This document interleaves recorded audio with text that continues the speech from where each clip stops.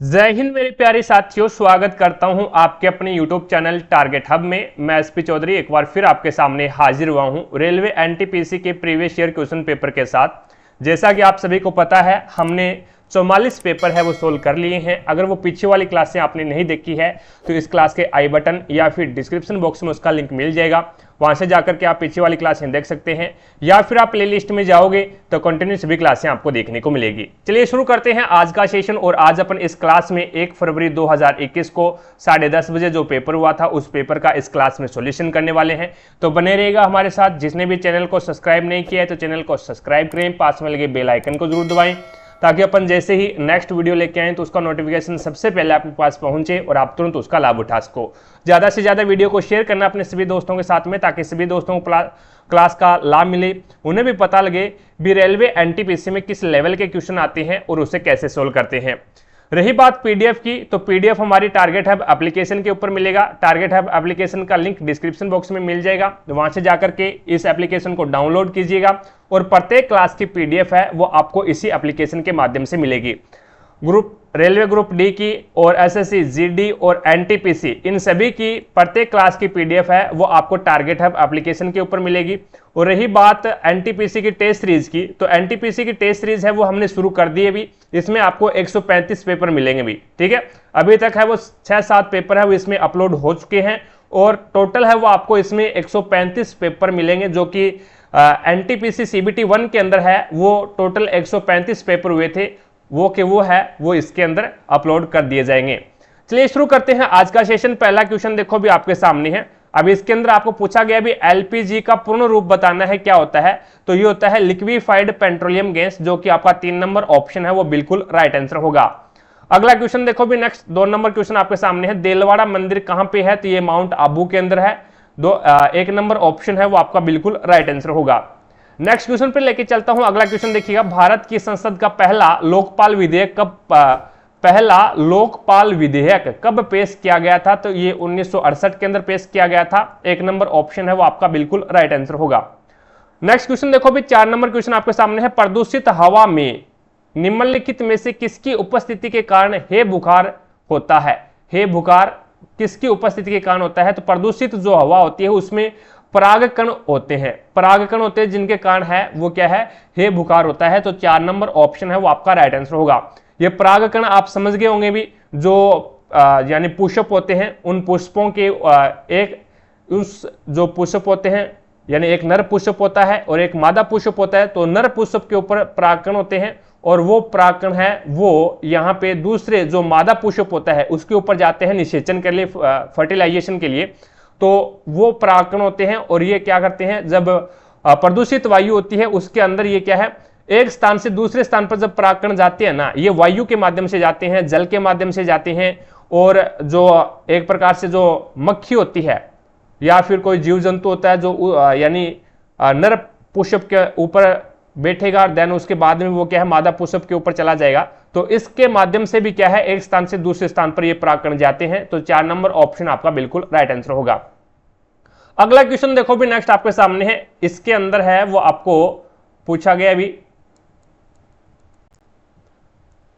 थोड़ा सा वेट करना भाई। अब ये क्वेश्चन देखो 5 नंबर, मानसून पूर्व वर्षा जो केरल और कर्नाटक के तटीय क्षेत्रों में एक सामान्य घटना है को स्थानीय भाषा या फिर स्थानीय तौर पर के नाम से जाना जाता है, तो उसे अमर वर्षा के नाम से जानते हैं। 1 नंबर ऑप्शन आपका बिल्कुल राइट आंसर होगा। अगले क्वेश्चन पे चलता हूं। नेक्स्ट 6 नंबर क्वेश्चन देखो भी, विश्व रेड क्रॉस दिवस कब मनाया जाता है, तो ये 8 मई को विश्व रेड क्रॉस दिवस मनाया जाता है। 1 नंबर ऑप्शन है वो आपका बिल्कुल राइट आंसर होगा।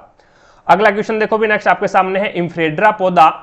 इंफ्रेड्रा पौधे को किसके अंतर्गत वर्गीकृत किया गया है, तो ये अनावर्त बीजी पौधे के अंतर्गत वर्गीकृत किया गया है। एक होता है आवर्त बीजी, आवर्त बीजी को बोलते हैं एंजियोस्पर्म, यानी जिस पौधे के फल के ऊपर है वो आवर्त पाया जाता है, या फिर जिस पौधे के बीज के ऊपर आवर्त पाया जाता है वो होता है आवर्त बीजी, जिसे अपन क्या बोलते हैं, एंजियोस्पर्म बोलते हैं।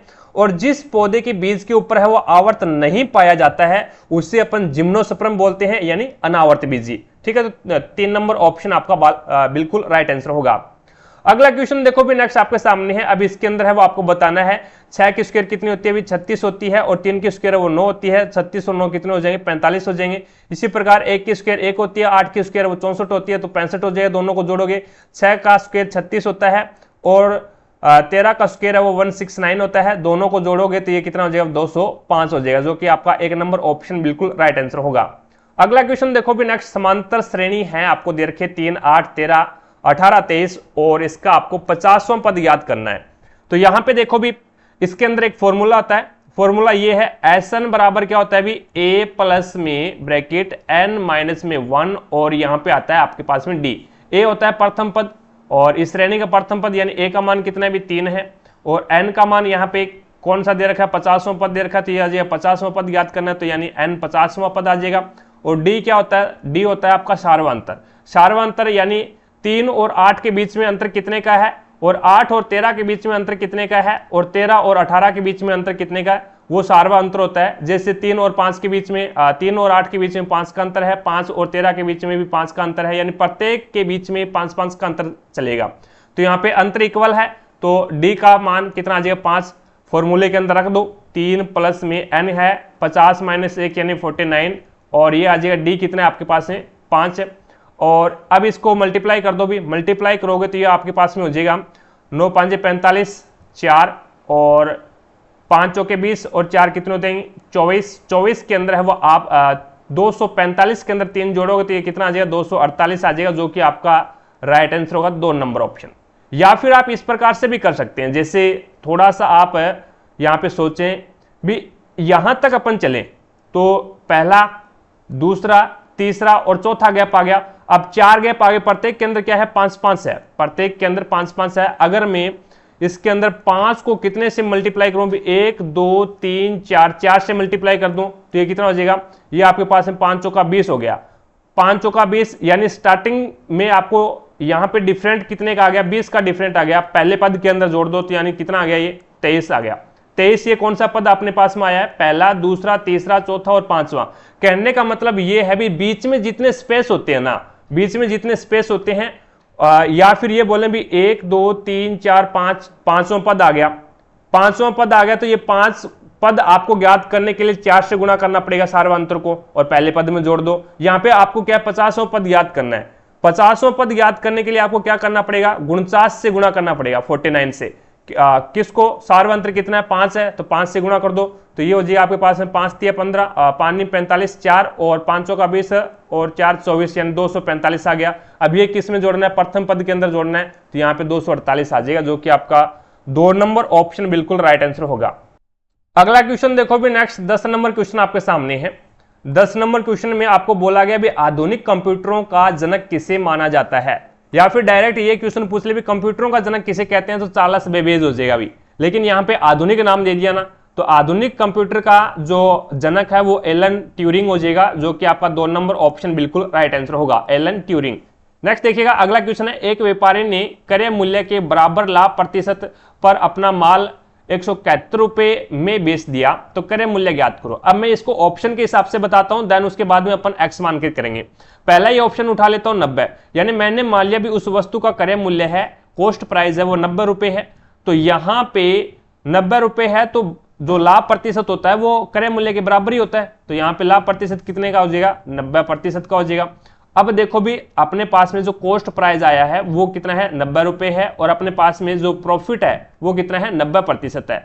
अब आपको पता है अपने पास में यहाँ पे विक्रय मूल्य दे रखा है। विक्रय मूल्य होता क्या है, तो विक्रय मूल्य यानी जो आपके पास में सेलिंग प्राइस है वो होता है क्रय मूल्य प्लस में लाभ।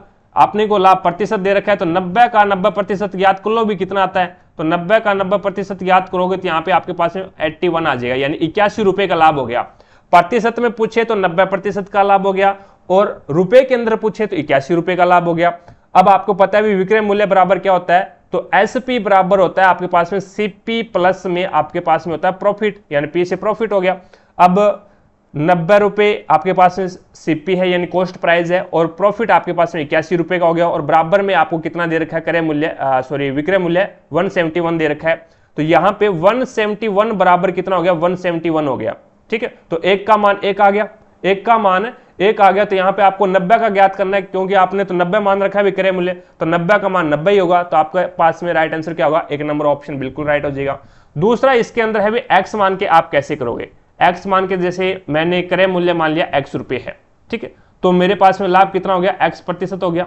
अब मेरे को तो लाभ रुपए के अंदर चाहिए, तो x का x%, यानी ये x मेरे पास में क्या है, यहाँ पे क्रय मूल्य है, और x का x% कितना हो जाएगा, ये मेरे पास में लाभ आ गया रुपए के अंदर, और बराबर में मेरे पास में क्या दे रखा है, 171 दे रखा है विक्रय मूल्य, यानी क्रय मूल्य प्लस में लाभ बराबर क्या हो गया, विक्रय मूल्य हो गया। यहाँ पे 100 इसका क्या आ गया, 100 इसका आपके पास में एलसीएम आ गया, 100x प्लस में x की स्क्वायर, यहाँ पे द्विघात समीकरण बनेगी भी 171। अब ये 100 यहाँ पे भाग में इधर जाएगा तो गुणा में चला जाएगा, तो ये हो जाएगा x की स्क्वायर प्लस में 100x, और ये इधर आएगा तो गुणा में आ जाएगा, तो ये हो जाएगा 17,100, और 17,100 वापस बराबर से दूसरी साइड में लेके आएंगे तो ये माइनस का हो जाएगा, तो ये आपके पास में हो जाएगा 17,100। अब इसके अंदर देखो भी यहाँ पे द्विघात समीकरण के टुकड़े कर लो, आप टुकड़े करोगे तो ये हो जाएगा x की स्क्वायर और प्लस का 190x, और यहाँ पे माइनस का आ जाएगा 90x, और माइनस का बच जाएगा 17 और 100, ठीक है। अब इन दोनों में कॉमन और इन दोनों में कॉमन देख लो, यहाँ पे कॉमन आ रहा है x, बच गया x प्लस में 190, और यहाँ पे कॉमन आपके पास में माइनस का 90 आ रहा है, अभी माइनस का 90 कॉमन आ गया, तो यहाँ पे x और माइनस माइनस प्लस हो जाएगा, और ये आपके पास में 190 आ जाएगा। अभी यहाँ पे देखो भी एक तो आपके पास में क्या है, x माइनस में 90 बराबर 0 है, और एक आपके पास में x प्लस से 190 बराबर 0 है, तो यहाँ पे तो ये हो जाएगा बराबर से दूसरी साइड में भेजूंगा तो x बराबर 90 आ जाएगा, और यहाँ पे मेरे पास में x बराबर माइनस का 190 आ जाएगा। देख लो, अब माइनस में कोई वैल्यू माइनस में थोड़ी ना होती है, रुपए है वो माइनस में थोड़ी ना होते हैं, आप क्रय मूल्य माइनस में थोड़ी देख के आते हो, प्लस के अंदर होता है अभी, तो यहाँ पे आपका x का मान क्या आ जाएगा, 90 आ जाएगा, ठीक है। 190 वो तो माइनस के अंदर है अभी।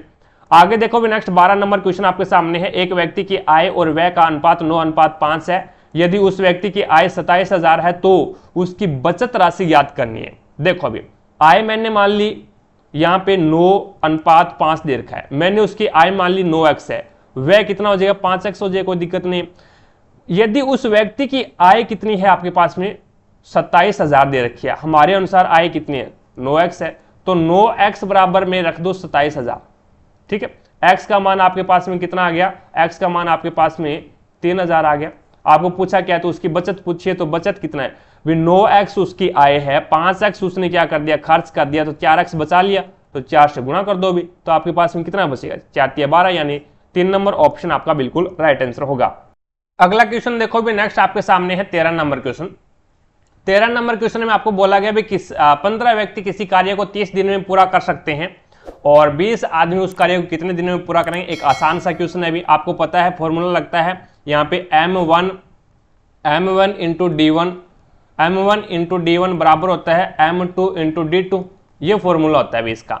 तो 15 व्यक्ति है, 30 दिन के अंदर कार्य करता है, बराबर में 20 आदमी है, पता नहीं x दिन में कार्य करेंगे, x आपको ज्ञात करना है, इधर भाग में भेज दो 0 से 0, और ये आपके पास में हो जाएगा 15 × 45, 45 का आधा करोगे तो ये आ जाएगा 22.5, जो कि आपका राइट आंसर होगा 2 नंबर ऑप्शन। आगे देखो भी नेक्स्ट आपके सामने है। अब इसका यहां पे क्या है, बिंदु दे रखे हैं एक त्रिभुज के, और इसके अंदर मैं एक त्रिभुज बना लेता हूं।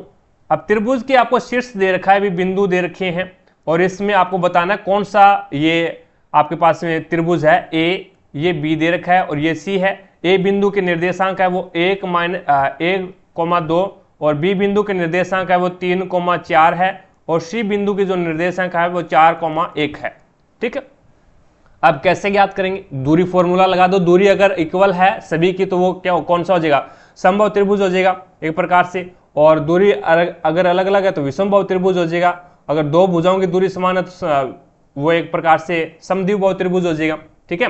तो यहाँ पे दूरी फॉर्मूला होता क्या है, तो ये होता है भी √x2 माइनस में x1 की होल स्क्वायर, ठीक है, और प्लस में y2 माइनस में y1 की होल स्क्वायर, ये फॉर्मूला होता है। यहां पे रख दो भी, मान रखोगे तो पहले मैं ए बी भुजा लेता हूं, मैं पहले ए बी भुजा लेते हैं, तो ए बी भुजा लेंगे तो यहाँ पे ये आपके पास में x1 हो जाएगा और ये आपके पास में y1 हो जाएगा, और ये आपके पास में x2 और ये आपके पास में y2 हो जाएगा।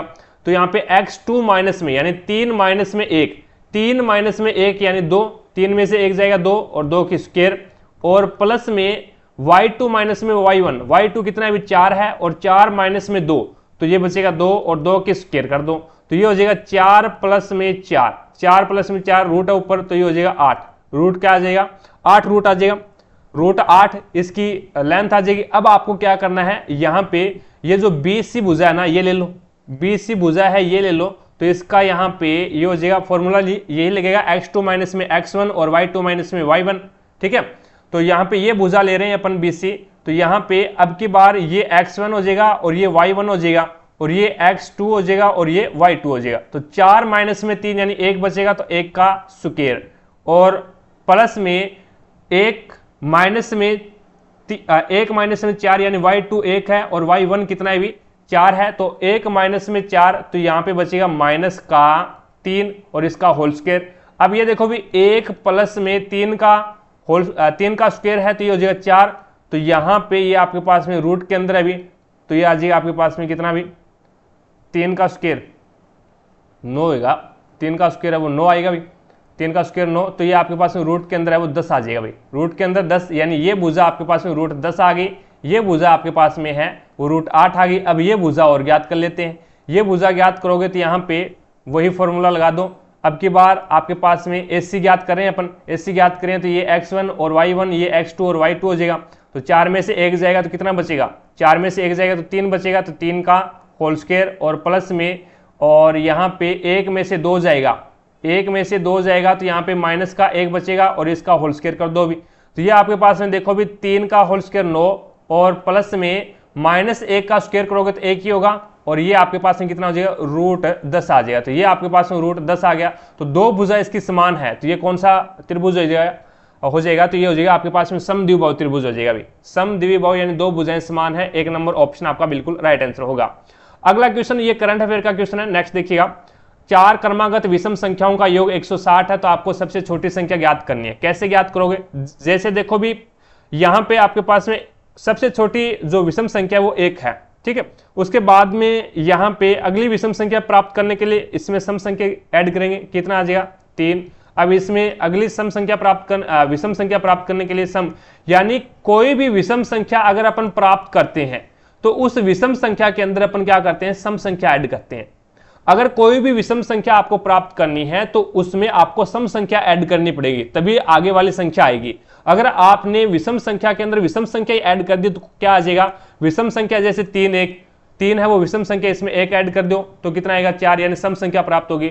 और 5 एक विषम संख्या है, इसमें आप 3 ऐड कर दो 8, यानी कोई भी विषम संख्या के अंदर विषम संख्या ऐड करोगे तो सम संख्या प्राप्त होगी। तो आपको विषम संख्याओं का योग दे रखा है, तो मैंने एक मान ली x, दूसरी मान ली x+2, तीसरी x+4 और चौथी जो होगी वो x+6 हो जाएगी। ये आपके पास में क्या है, 4 विषम संख्याएं हैं अभी क्रमागत, ठीक है। अब इसका योग आपको 160 दे रखा है, तो यहाँ पे देखो भी 1 2 3 4 यानी 4x प्लस में 6 और 2 12 बराबर में 160, तो 4x ये यहाँ से इधर जाएगा तो माइनस का हो जाएगा, 160 में से 12 जाएगा तो ये हो जाएगा आपके पास में 4x बराबर में कितना आ जाएगा भाई 148 आ जाएगा। अब 4x यहाँ पे 148 आ गया, x बराबर क्या आ जाएगा, तो 4 इसके भाग में आ जाएगा, तो 4 तिया 12 बच गया 2, 4 7 28 यानी x का मान 7 आ गया। x क्या है, सबसे छोटी संख्या है, और सबसे छोटी संख्या आपको पूछिए 37 यानी 37 हो जाएगा। 2 नंबर ऑप्शन आपका बिल्कुल राइट आंसर होगा। अब देखो भी यहाँ पे एक किसान के घर में मुर्गियां और बकरियां हैं, उनके सिरों की कुल संख्या 42 है और उनके पैरों की कुल संख्या 138 है, तो आपको बताना भी मुर्गियों की संख्या क्या है। अब इसके अंदर मैं यहाँ पे जो हैन HCN हैन और ये यहाँ पे गोट यानी बकरी हो गया। अब देखो टोटल सिर है वो 42 है, अभी टोटल सिर कितने हैं 42 है, ठीक है। मुर्गियों के 2 पैर होते हैं और यहाँ पे जो बकरी होती है इनके 4 पैर होते हैं, ठीक है। अब टोटल 42 है, अगर मैंने मान लिया भी सारे के सारे ये सिर है वो अगर मुर्गी के होते तो कितने पैर हो जाते, सारे के सारे अगर यानी 42 के 42 सिर हैं वो सारे के सारे अगर मुर्गियां होती तो इनके पैर कितने होते, भी मुर्गी के 2 पैर होते हैं तो 42 सिर के कितने पैर हो जाएंगे, तो 2 दूआ 4 और दो चौके 8 यानी 84, भी 2 से गुणा कर दिया, भी 2 दूआ 4 और 2 चौके 8, कोई दिक्कत नहीं है।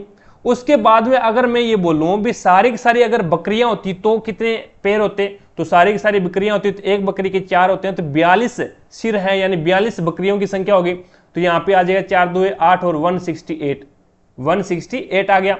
लेकिन उसने पैरों की कुल संख्या दे रखी है, पैरों की कुल संख्या 138 दे रखी है, तो वो बीच में रख दो। तो यहां पे मिक्सचर एलिगेशन से इस क्वेश्चन को सोल्व कर दोगे आप। तो अब देखो भी माइनस कर दो, इसमें माइनस करोगे तो 168 में से 138 जाएगा, तो ये आपके पास में बचेगा 0 और 3 30, और 138 में से 84 जाएगा, तो यहां पे आपके पास में 8 से 4 जाएगा तो 4 हो जाएगा, और ये 130 से 8 बाहर निकालोगे तो ये आपके पास में कितना हो जाएगा 45 हो जाएगा अभी।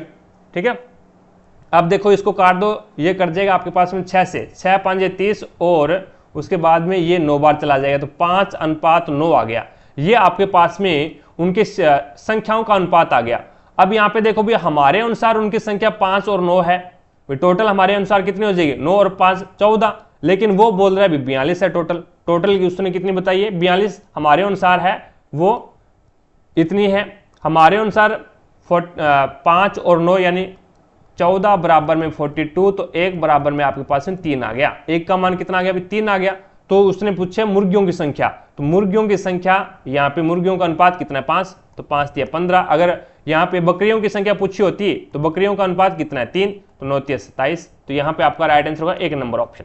आगे देखो भी नेक्स्ट आपके सामने है, HIV का इलाज नहीं होने पर हो सकता है भी एड्स होगा, और क्या होगा 4 नंबर ऑप्शन आपका बिल्कुल राइट आंसर होगा। HIV का पूरा नाम होता है ह्यूमन इम्यूनो वायरस, और एड्स का पूरा नाम होता है एक्वायर्ड इम्यूनो डेफिशिएंसी सिंड्रोम। ठीक है, आगे देखो भी नेक्स्ट आपके सामने है अगला क्वेश्चन। अब इसके अंदर है वो अगर मैं बात करूं, एड्स एक क्या है वायरस जनित रोग है, ये क्या है वायरस जनित रोग है। आगे देखिएगा नेक्स्ट आपके सामने है 19 नंबर क्वेश्चन। अब इसके अंदर आपको बोला गया है भी ABC कोई त्रिभुज है जिसके अंदर BI और CI कोण ABC और कोण ACB को समद्विभाजक है, यानी 2 भागों में समान पार्टों में डिवाइड करते हैं। मैं यहां पे एक त्रिभुज बना के बताता हूं आपको इस प्रकार से। अब इसके अंदर ये आपका A भाग हो गया, ये B हो गया और ये C हो गया। ठीक है, अब इसके मध्य बिंदु से यहां से एक प्रकार से इसके ऊपर I बिंदु से, और यहां से आपका ये बिंदु कौन सा हो गया I बिंदु हो गया। अब ये जो I है ना, ये BI है, ये इस कोण को कौन से कोण को B कोण को 2 समान पार्टों में डिवाइड करता है, और ये जो IC है ये क्या करता है IC है वो ये जो C पार्ट है यानी C कोण है इसको समद्विभाजित करता है। ठीक है, अब यहां पे आपको कोण कौन सा दे रखा है, ये 45 डिग्री का दे रखा है आपको, ये 45 डिग्री का दे रखा है। अब इसके अंदर देखो भी आप त्रिभुज के तीनों कोणों का मान कितना होता है 180 डिग्री होता है। भी त्रिभुज के तीनों कोणों का मान है वो 180 डिग्री होता है। इसमें से आपको एक कोण दे दिया 45 डिग्री, तो यहां पे 45 इसमें से माइनस कर दूंगा तो मेरे पास में B और C कोण आ जाएंगे, कोई दिक्कत नहीं, B और C कोण आ जाएंगे। तो यहां पे 10 में से 5 गया 5, और ये हो जाएगा आपके पास में 17 में से अगर आप 4 निकालोगे तो 8 यहां पे बच गया 7 में से 3 यानी 135 डिग्री आ गया, 135 डिग्री आ गया। तो ये कितना डिग्री हो गया, अब ये B और C आपके पास में ये 135 डिग्री का आ गया, B और C है, B प्लस में C आपके पास में 135 डिग्री का बन गया। अब आपको पता है B ये क्या है 2 समान पार्टों में डिवाइड है, B और C दोनों समान पार्टों के अंदर है, तो यहां पे 135 का मैं आधा कर दूंगा, 135 का आधा करूंगा तो मेरे पास में ये जो छोटे वाला कोण है ना नीचे वाला, ये और ये छोटे त्रिभुज वाले कोण आ जाएंगे B और C।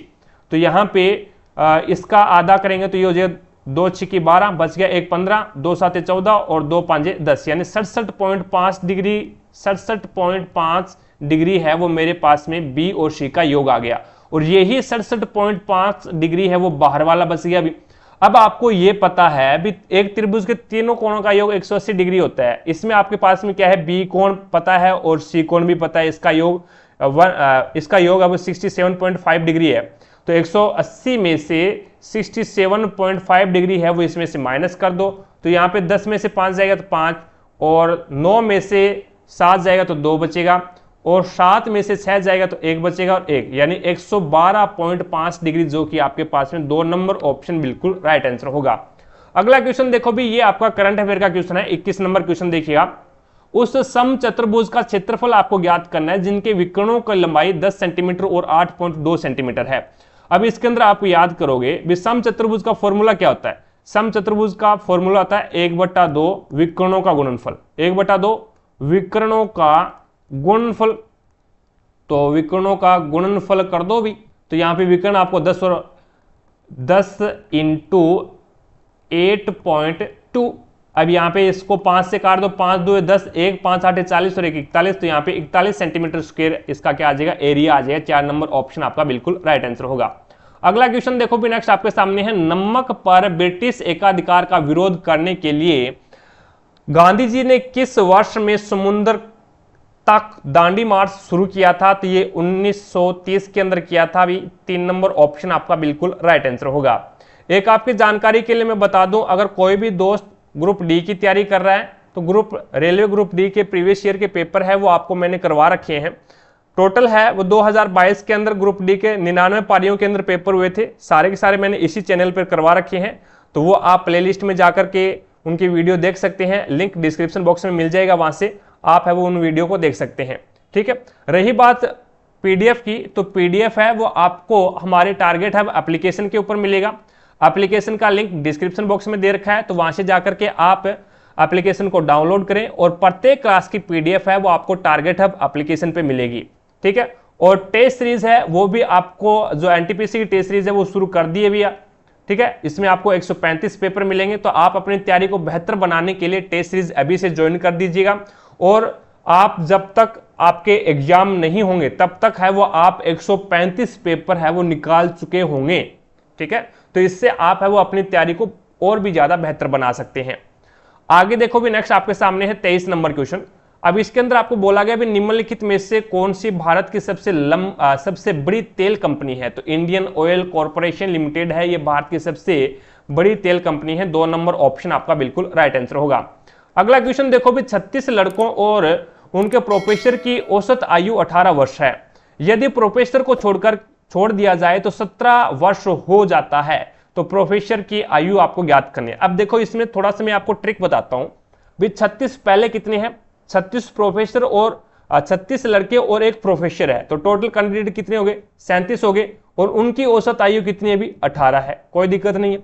अब क्या किया इसने, प्रोफेसर को बाहर निकाल दिया, तो कैंडिडेट कितने हो गए, 36 हो गए। लेकिन अब उसकी एवरेज जो आयु है, एज है एवरेज, तो वो है 17। कोई दिक्कत नहीं है, 36 है तो उसकी एवरेज कितनी आई है, 17 की आई है। पहले 37 थे तो उसकी एवरेज 18 की आई थी।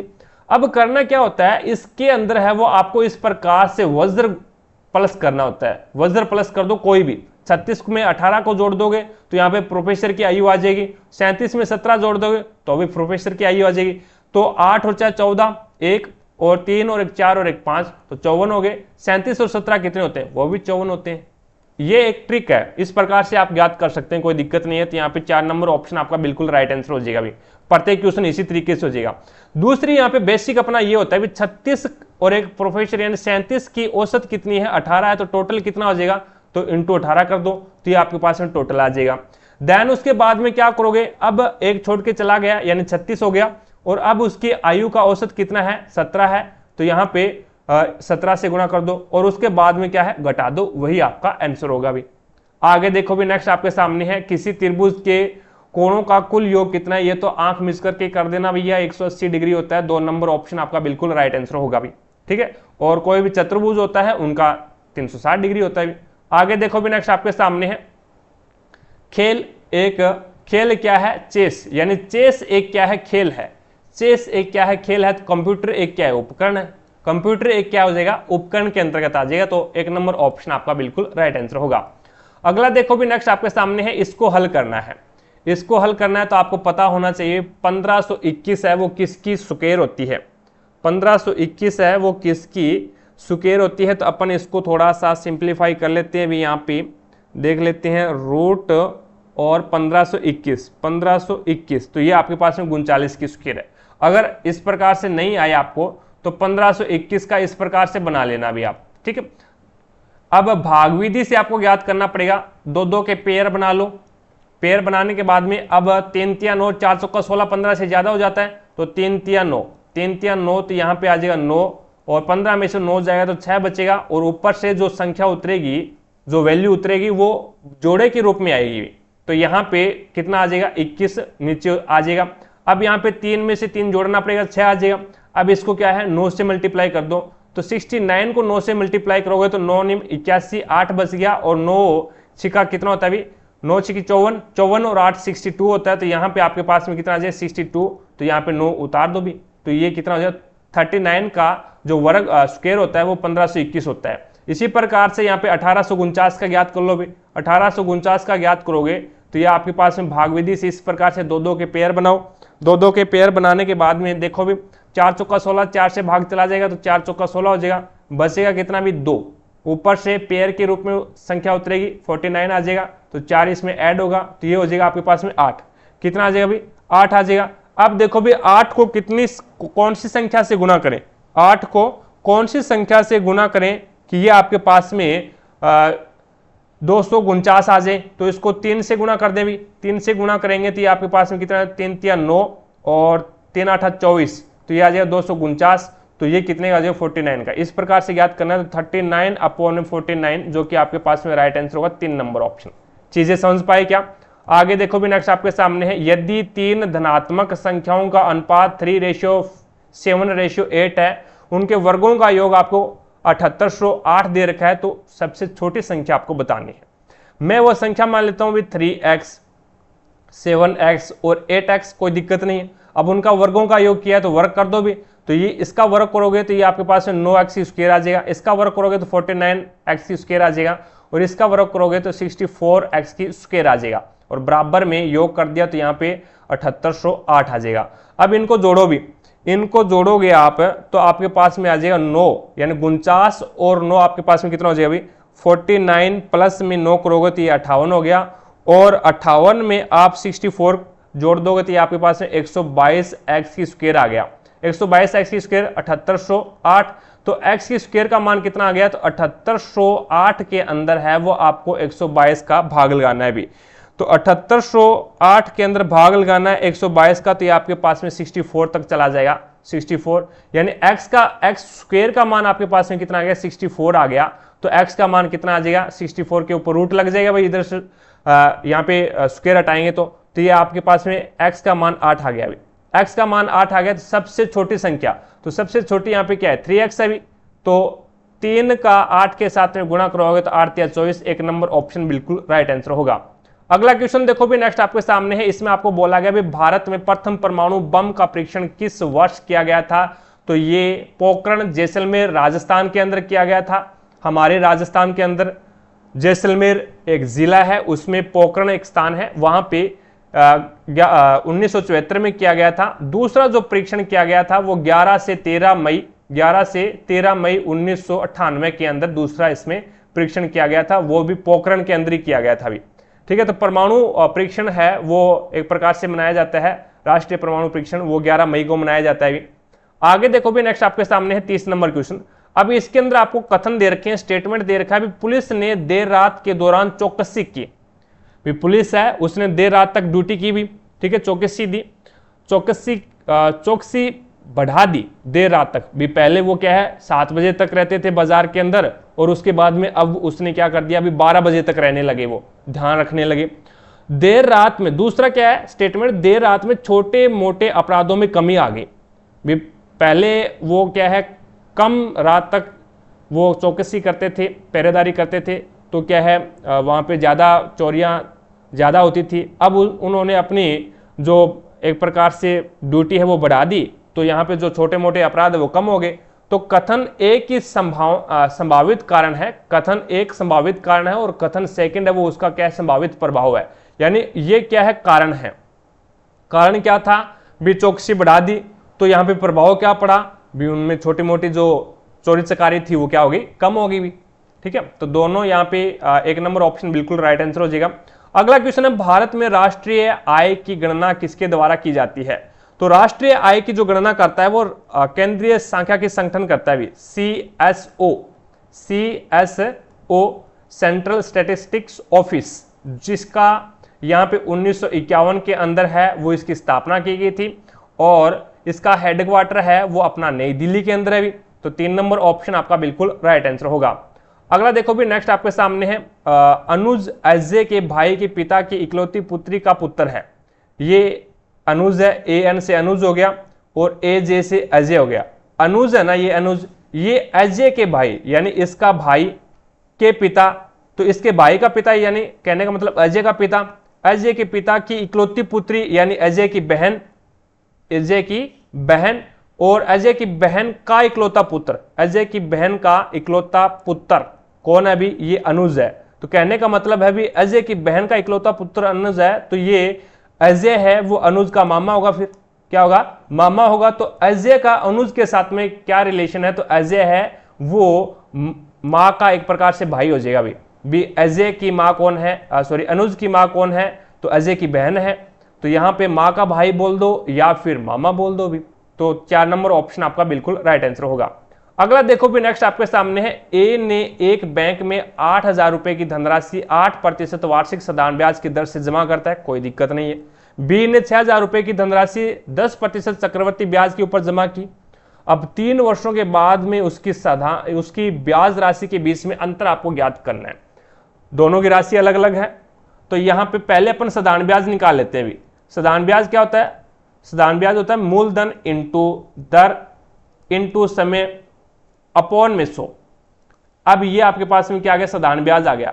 8 का 8 के साथ में गुणा करोगे तो आपके पास में 64 हो गया और एक 0 लगा दो और 3 के साथ में गुणा करोगे तो आपके पास में हो जाएगा कितना हो जाएगा भाई, 0 4 3 12 1 और 24 और एक 25 यानी 2520 रुपये, 2520 रुपये ये क्या है अभी, इसका ब्याज है। अब यहाँ पे 6,000 रुपए की धनराशि है, इसको चक्रवर्ती ब्याज के ऊपर ये ब्याज देता है भी।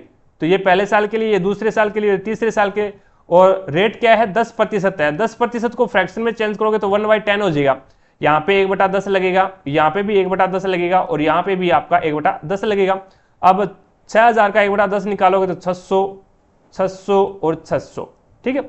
लेकिन चक्रवर्ती ब्याज होता है ना, वो ब्याज के ऊपर ब्याज लगता है, तो 600 का दूसरे साल के लिए 1/10 लगेगा तो ये कितना हो जाएगा 60, और 600 का तीसरे साल के लिए 1/10 लगेगा तो यहाँ पे 1/10 लगेगा तो ये कितना हो जाएगा 60, और दूसरे साल का तीसरे साल के ऊपर 1/10 लगेगा तो ये कितना हो जाएगा 60, और इस ब्याज के ऊपर भी ब्याज लगेगा, वो भी कितना 1/10 लगेगा तो ये कितना हो जाएगा 6 हो जाएगा। जोड़ लो भी 6 6 और 6 यानी 600 तिया 1800 हो गया अभी टोटल, ये 1800 और उसके बाद में 60 चौका कितना होता है, तो 60 चौका 240 होता है, तो 240 इसमें ऐड कर दो भी, 1 2 और 3 ही अभी, तो 60 तिया 180 हो जाएगा, 60 तिया 180, तो 180 इसमें ऐड कर दो और एक क्या है 6 है, तो यहाँ पे 186 इसमें ऐड करोगे, 0 8 9 यानी 1986 आ गया।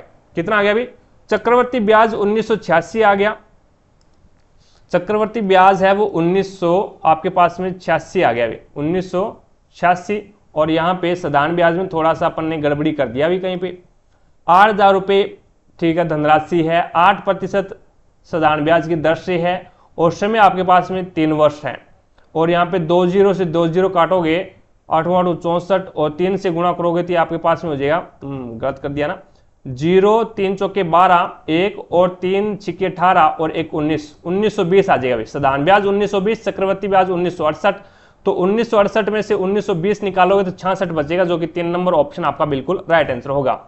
आगे देखो भी नेक्स्ट आपके सामने है, ये करंट अफेयर का क्वेश्चन है 2019 का। नेक्स्ट आपके सामने प्रकाश वर्ष की इकाई है, तो ये दूरी की इकाई है भी, प्रकाश वर्ष है वो एक प्रकार से दूरी की इकाई है, तो यहाँ पे आपका राइट आंसर क्या होगा, 4 नंबर ऑप्शन आपका बिल्कुल राइट आंसर होगा।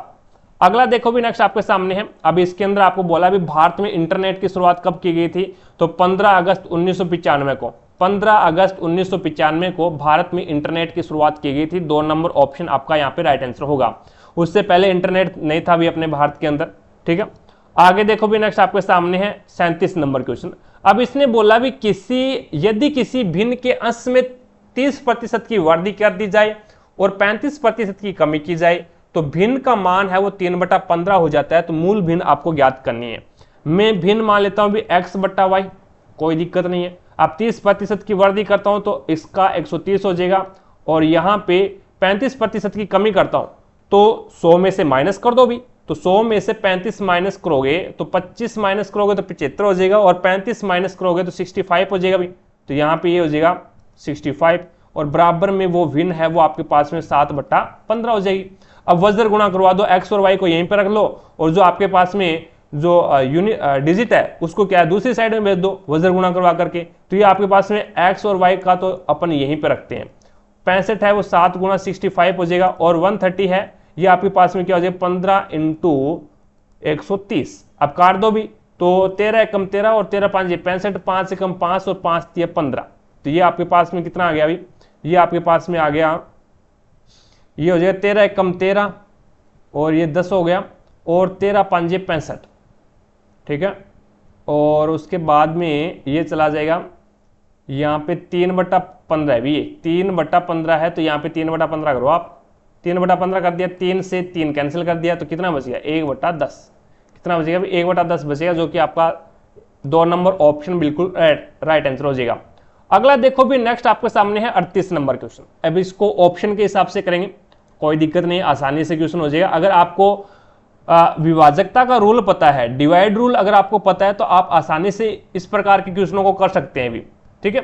अब इसके अंदर देखो भाई अपन डिवाइड रूल लगाते हैं। पहले ये क्या बोलता है, 4 अंकों की वह छोटी से छोटी संख्या ज्ञात करनी है जिसे 2, 3 और 5 से विभाजित करने पर प्रत्येक कंडीशन में एक सेंसफल बचता है। अब सेंसफल 1 बचता है, तो अगर मैं प्रत्येक संख्या से 1 घटा दूं तो ये संख्या क्या है 2, 3 और 5 से डिवाइड होनी चाहिए भी, और शेषफल जो आपका रिमाइंडर आएगा वो 0 होना चाहिए। तो यहाँ पे मैंने एक इसमें से घटा दिया, तो ये आपके पास में 1090 आ गया, ये आपके पास में 1021 आ गया, और ये आपके पास में 1000 आ गया, और ये आपके पास में 1040 आ गया।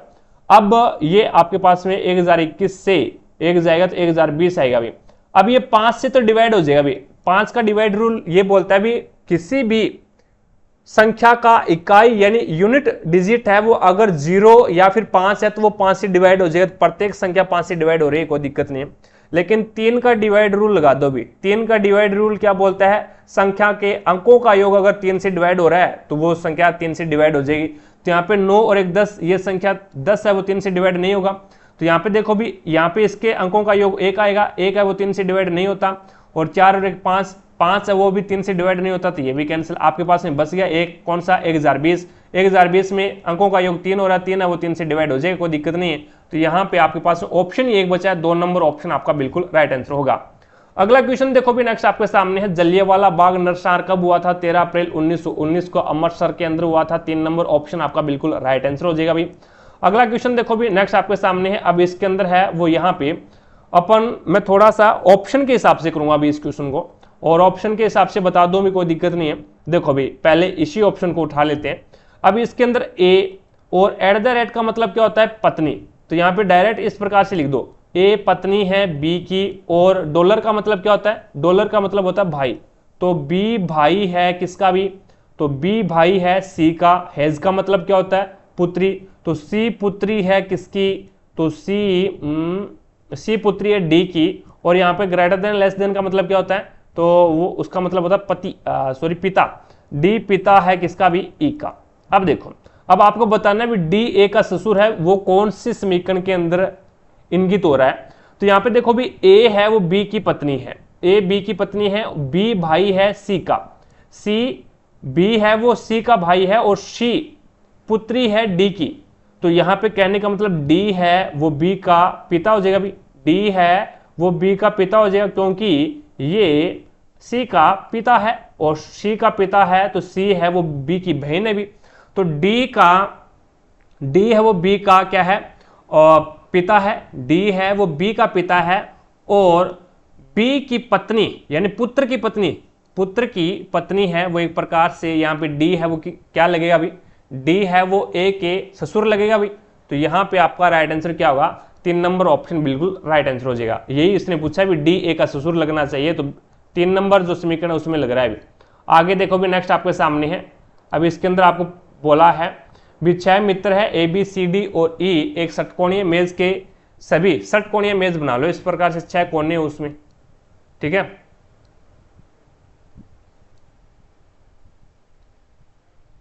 ये बन गई भी एक टूटी फूटी मेज अपने पास में, काम चलाऊ, अपना काम निकल जाएगा। सभी मेज के केंद्र की ओर अभिमुख है। ए एफ के बाईं और दूसरे स्थान पर है, ए है वो एफ के बाईं और दूसरे स्थान पर है, तो एफ में यहाँ पे रख देता हूं और एफ का बाईं और दूसरा यहाँ पे क्या हो जाएगा, ए है वो एफ के बाईं और दूसरा हो गया। बी सी और डी का पड़ोसी है, बी है ना वो सी और डी का पड़ोसी है, तो बी यहाँ पे आ गया और सी और डी का पड़ोसी है तो ये यहाँ पे आ जाएगा। अब इसने बोला भी ई डी के बाईं और दूसरा है, ई है ना वो डी के बाईं और दूसरा है, तो डी ये रहा और डी का बायां कौन सा हो जाएगा ये, तो पहला और दूसरा ई यहाँ पे आ जाएगा। अब इसने बोला भी बी के बाईं और तीसरा कौन है, तो बी ये रहा भी और इसके बाईं और तीसरा कौन है, तो यहाँ पे ई आ जाएगा, जो कि आपका राइट आंसर क्या होगा, 3 नंबर ऑप्शन बिल्कुल राइट आंसर होगा। अगला क्वेश्चन देखो भी, यदि 7 वर्षों का साधारण ब्याज मूलधन के 56% के बराबर है तो यह के बाद मूलधन के बराबर होगा। अब देखो भी थोड़ा सा इस क्वेश्चन को बढ़िया तरीके से करते हैं भी। 7 वर्षों का जो साधारण ब्याज है ना वो मूलधन के 56% के बराबर है। अब मैं यहां पे मान लेता हूं भी x, मूलधन में क्या मान लेता हूं, x मान लेता हूं। अब x मैंने मूलधन मान लिया तो उसके 56% के बराबर है, यानी ब्याज कितना हो जाएगा भी 56x हो जाएगा। भी 7 वर्षों का जो साधारण ब्याज है वो मूलधन मैंने x माना तो उसके 56% के बराबर है, तो x का 56% 56x हो गया, 56x हो गया। के बाद अब यहां से अपन क्या ज्ञात करते हैं, यहां से अपन दर ज्ञात कर लेते हैं, दर ज्ञात कर लेते हैं तो अपने पास में 56x, ठीक है 56x और यहां पे 56, ये आपके पास में 56% है ना, तो ये प्रतिशत का नीचे 100 लगेगा भाई, यहाँ पे प्रतिशत का नीचे 100 लग जाएगा। अब आपके पास में ये 56x बटा 100 ये क्या है, साधारण ब्याज है, 56x बटा 100 साधारण ब्याज आ गया इंटू 100 और इंटू यहाँ पे क्या आ जाएगा अभी 7 वर्ष है तो 7 वर्ष आ गया। 100 से 100 काट दो और मूलधन कितना आपके पास में x है, तो x से x काट दिया, 7 को 7 और ये 8% आपके पास में रेट आ गई, 8% क्या आ गई, दर आ गई। अब दोबारा से समझो भी, मैंने मूलधन माना था x, उसका 56% के बराबर क्या है, साधारण ब्याज है, तो 56% का निशान हटाओगे तो यहाँ पे x का 56% 56x हो गया और प्रतिशत का निशान हटाओगे तो नीचे 100 लगा दिया। अब ये 56x बटा 100 ये आपके पास में क्या हो गया, ये आपके पास में साधारण ब्याज हो गया, ठीक है साधारण ब्याज हो गया। अब दर का फॉर्मूला क्या बोलता है, दर बराबर होता है साधारण ब्याज इंटू 100 अपॉन में मूलधन इंटू समय। उसके बाद में दूसरी कंडीशन में क्या है, दूसरी कंडीशन में इसने बोला है तो यह के बाद मूलधन के बराबर हो जाएगा। मूलधन के बराबर होने का मतलब क्या है, मूलधन अपने पास में x है और इसके बराबर होना यानी x के बराबर होना, मूलधन के बराबर होना। अब यहां पे x इंटू 100 अपॉन में x इंटू यहां पे दर कितनी है अभी 8 है। बी कितने समय के बाद में, यहां पे अब समय पूछ लिया आपको, कितने समय के बाद में मूलधन के बराबर हो जाए। मूलधन मैंने x मान रखा था तो x के बराबर होगा, तो यहाँ पे x आ गया ब्याज इंटू 100 अपॉन में x मूलधन है इंटू दर आपके पास में 8 है, तो x से x काट दो और 100 के अंदर यहाँ पे 8 का भाग दोगे तो ये हो जाएगा 8, 4 2 8 और 25 चौका 100। अब 25 में 2 से डिवाइड करोगे तो ये आ जाएगा 12.5। तो कहने का मतलब है भी 12.5 को अपन क्या लिख सकते हैं, तो ये लिख सकते हैं भी 12 तो आपके पास में वर्ष हो गया, यानी 12 आपके पास में वर्ष हो गया और 6 माह हो गया, 6 आपके पास में माह हो गया। तो आपके पास में 1 नंबर ऑप्शन बिल्कुल राइट आंसर होगा। अगला देखो भी, भारत में खिलाफत आंदोलन के बारे में क्या सही है भी, तो भारत में खिलाफत आंदोलन के बारे में यह तुर्की के सुल्तान के समर्थन में एक आंदोलन था भी। 3 नंबर ऑप्शन आपका बिल्कुल राइट आंसर होगा। अगला क्वेश्चन देखो भी, जिसने भी क्लास को लाइक नहीं किया है तो एक बार क्लास को लाइक जरूर कीजिएगा ताकि हमारा भी मोटिवेशन बना रहे, और चैनल पर अगर आप नए हैं तो चैनल को सब्सक्राइब करें, पास में लगे बेल आइकन को जरूर दबाएं ताकि अपन जैसे ही नेक्स्ट वीडियो लेके आए तो उसका नोटिफिकेशन सबसे पहले आपके पास पहुंचे और आप तुरंत उसका लाभ उठा सको। ज़्यादा से ज़्यादा वीडियो को शेयर करना भी अपने सभी दोस्तों के साथ में, ताकि सभी दोस्तों को क्लास का लाभ मिले, उन्हें भी पता लगे भी रेलवे एनटीपीसी में किस लेवल के क्वेश्चन आते हैं और उसे कैसे सोल्व करते हैं। 44 नंबर क्वेश्चन देखो भी आपके सामने है, निम्नलिखित में से कौन सा सतत विकास 2030 के लिए यूएन का एजेंडा नहीं है, संयुक्त राष्ट्र का एजेंडा नहीं है, तो वह विश्व की कुल जनसंख्या में 1/3 तक कमी करना। यह सतत विकास 2003 के अंदर संयुक्त राष्ट्र के एजेंडा के अंदर नहीं है। 1 नंबर ऑप्शन आपका बिल्कुल राइट आंसर होगा। अगला क्वेश्चन देखो भी नेक्स्ट आपके सामने है, अब इसके अंदर आपको असंगत बताना है भी, बैंकॉक है, रूस है और कुआलालंपुर है और पेरिस है।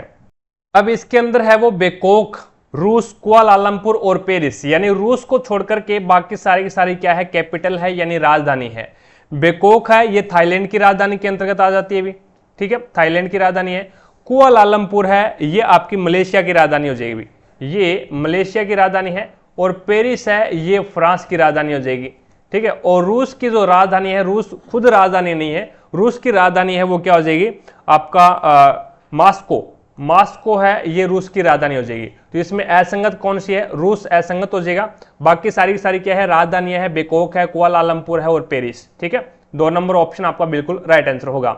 अगला क्वेश्चन देखो भी नेक्स्ट आपके सामने है, किसी आयत की लंबाई एक वर्त की त्रिज्या के 3/5 के बराबर है।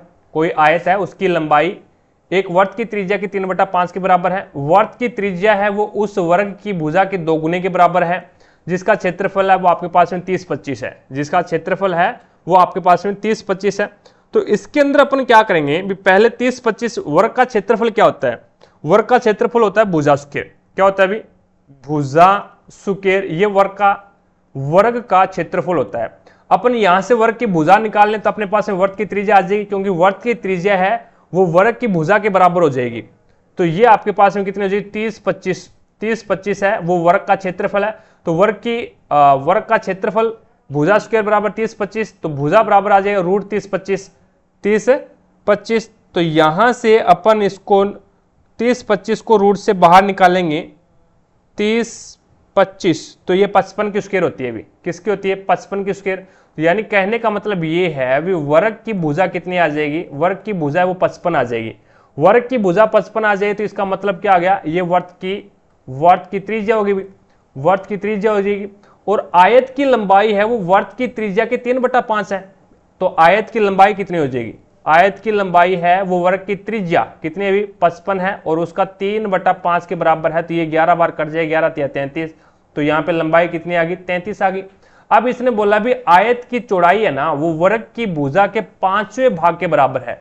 और वर्ग की भुजा कितने भी 55 अभी निकाला है, उसके 5वां भाग यानी 5 से डिवाइड करोगे तो ये 11 आ जाएगा। तो यहाँ पे आयत की चौड़ाई 11 आ गई, यानी चौड़ाई है वो 11 आ गई और इसकी जो लेंथ है लंबाई है वो 33 आ गई। तो आयत का क्षेत्रफल आपको ज्ञात करना है, तो 11 × 33, लंबाई गुणा चौड़ाई होता है भी, लंबाई इंटू चौड़ाई होता है। तो यहाँ पे 11 को और 33 के साथ में गुणा करवा दो, अभी 11 का 33 के साथ में गुणा करवाओगे 5वें भाग के बराबर है, तो 11 हो गया।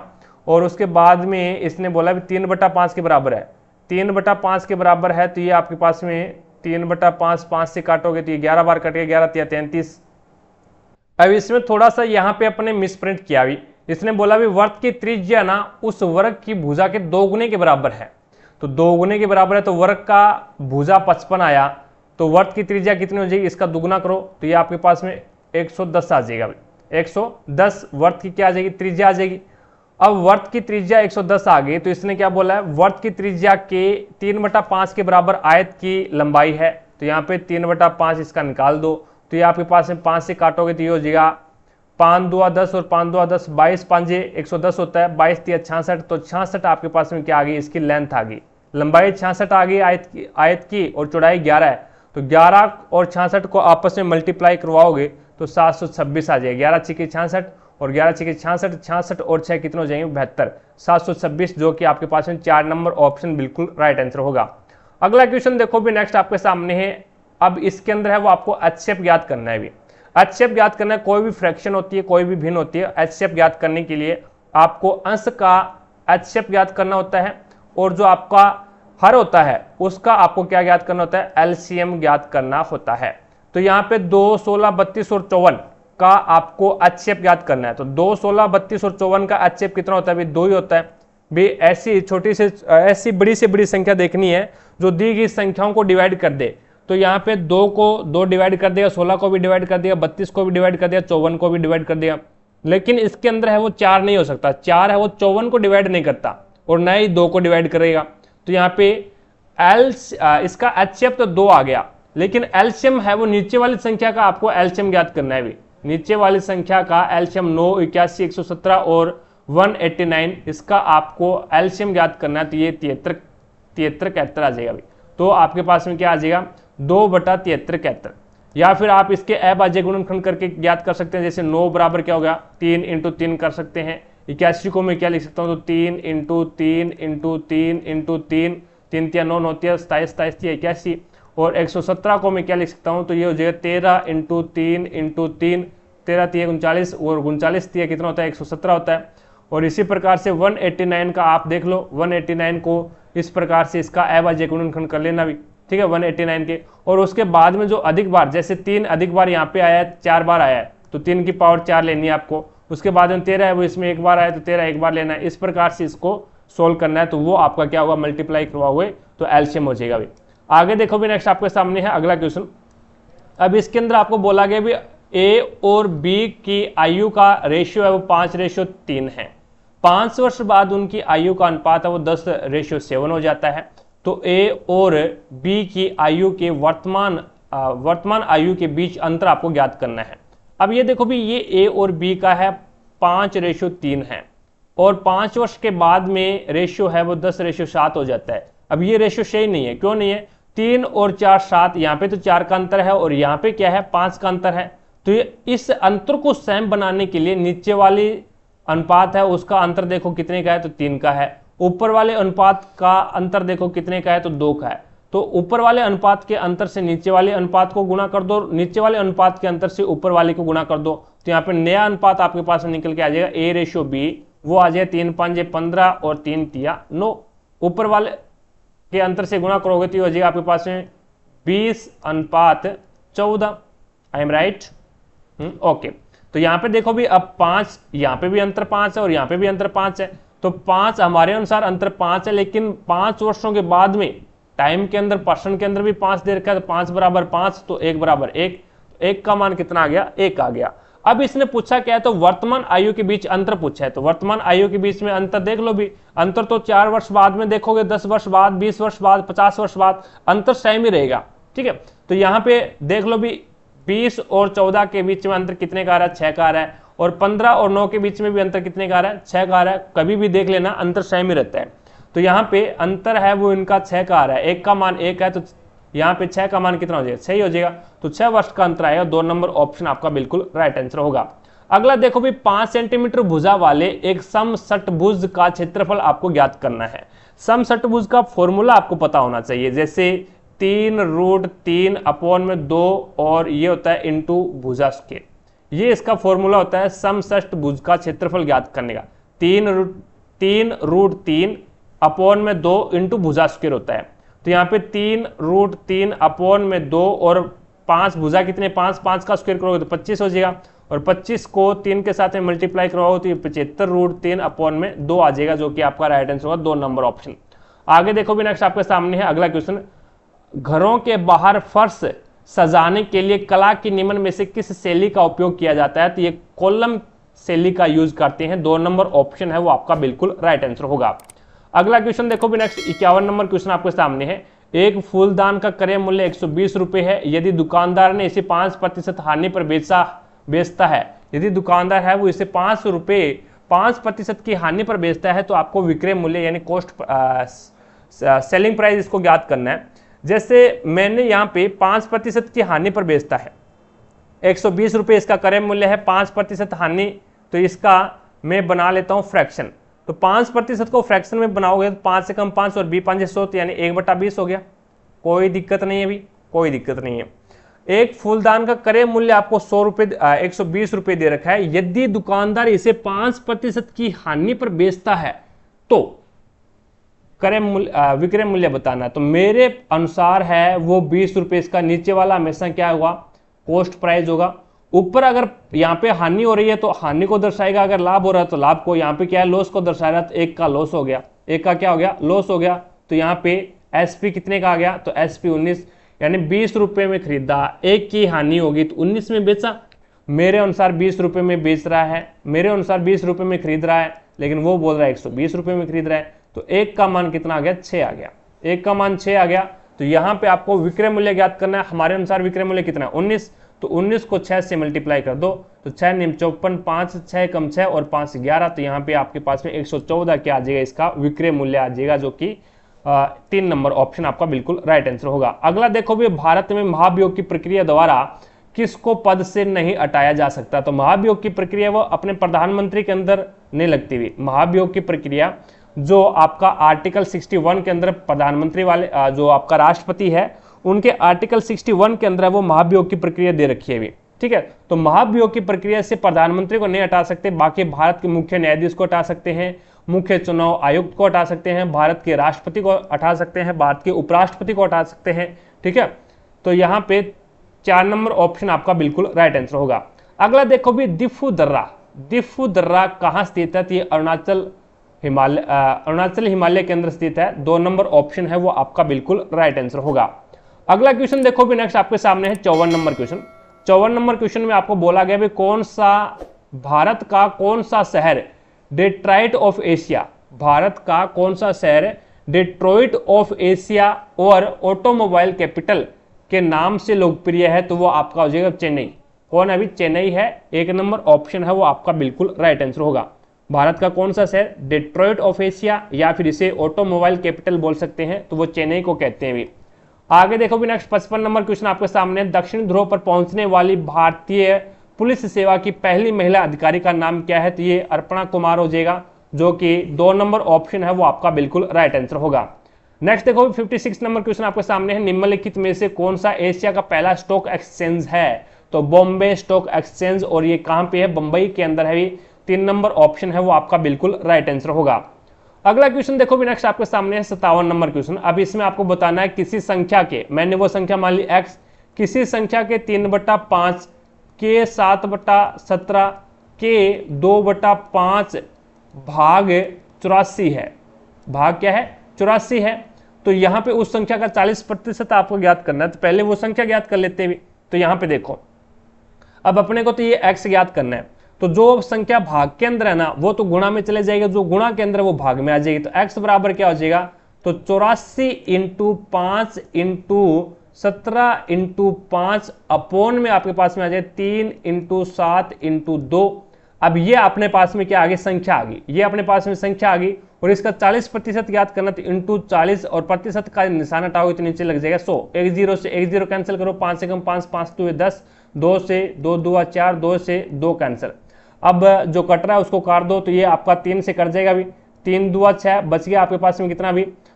ये बच गया 2 और 28 बार, 7 एकम 7, 7 सौ के 28। तो ये आपके पास में हो गया, ऊपर बच गया 5 × 4 × 17। अब 17 5 85, 85 को 4 से गुणा करा दो भी। 4 5 20, 2 4 8 32, 32 और 2 कितने हो जाएंगे? 34। तो 340, जो कि आपका 3 नंबर ऑप्शन आपका बिल्कुल राइट आंसर होगा।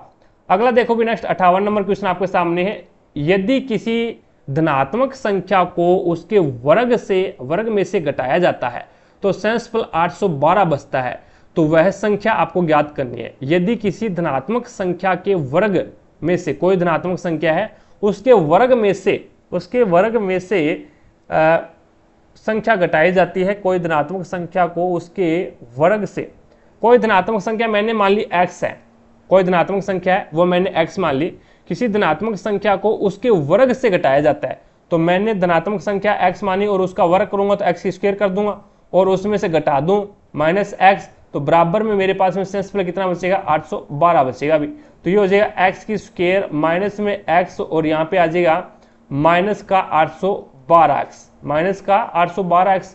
ये सही है क्या?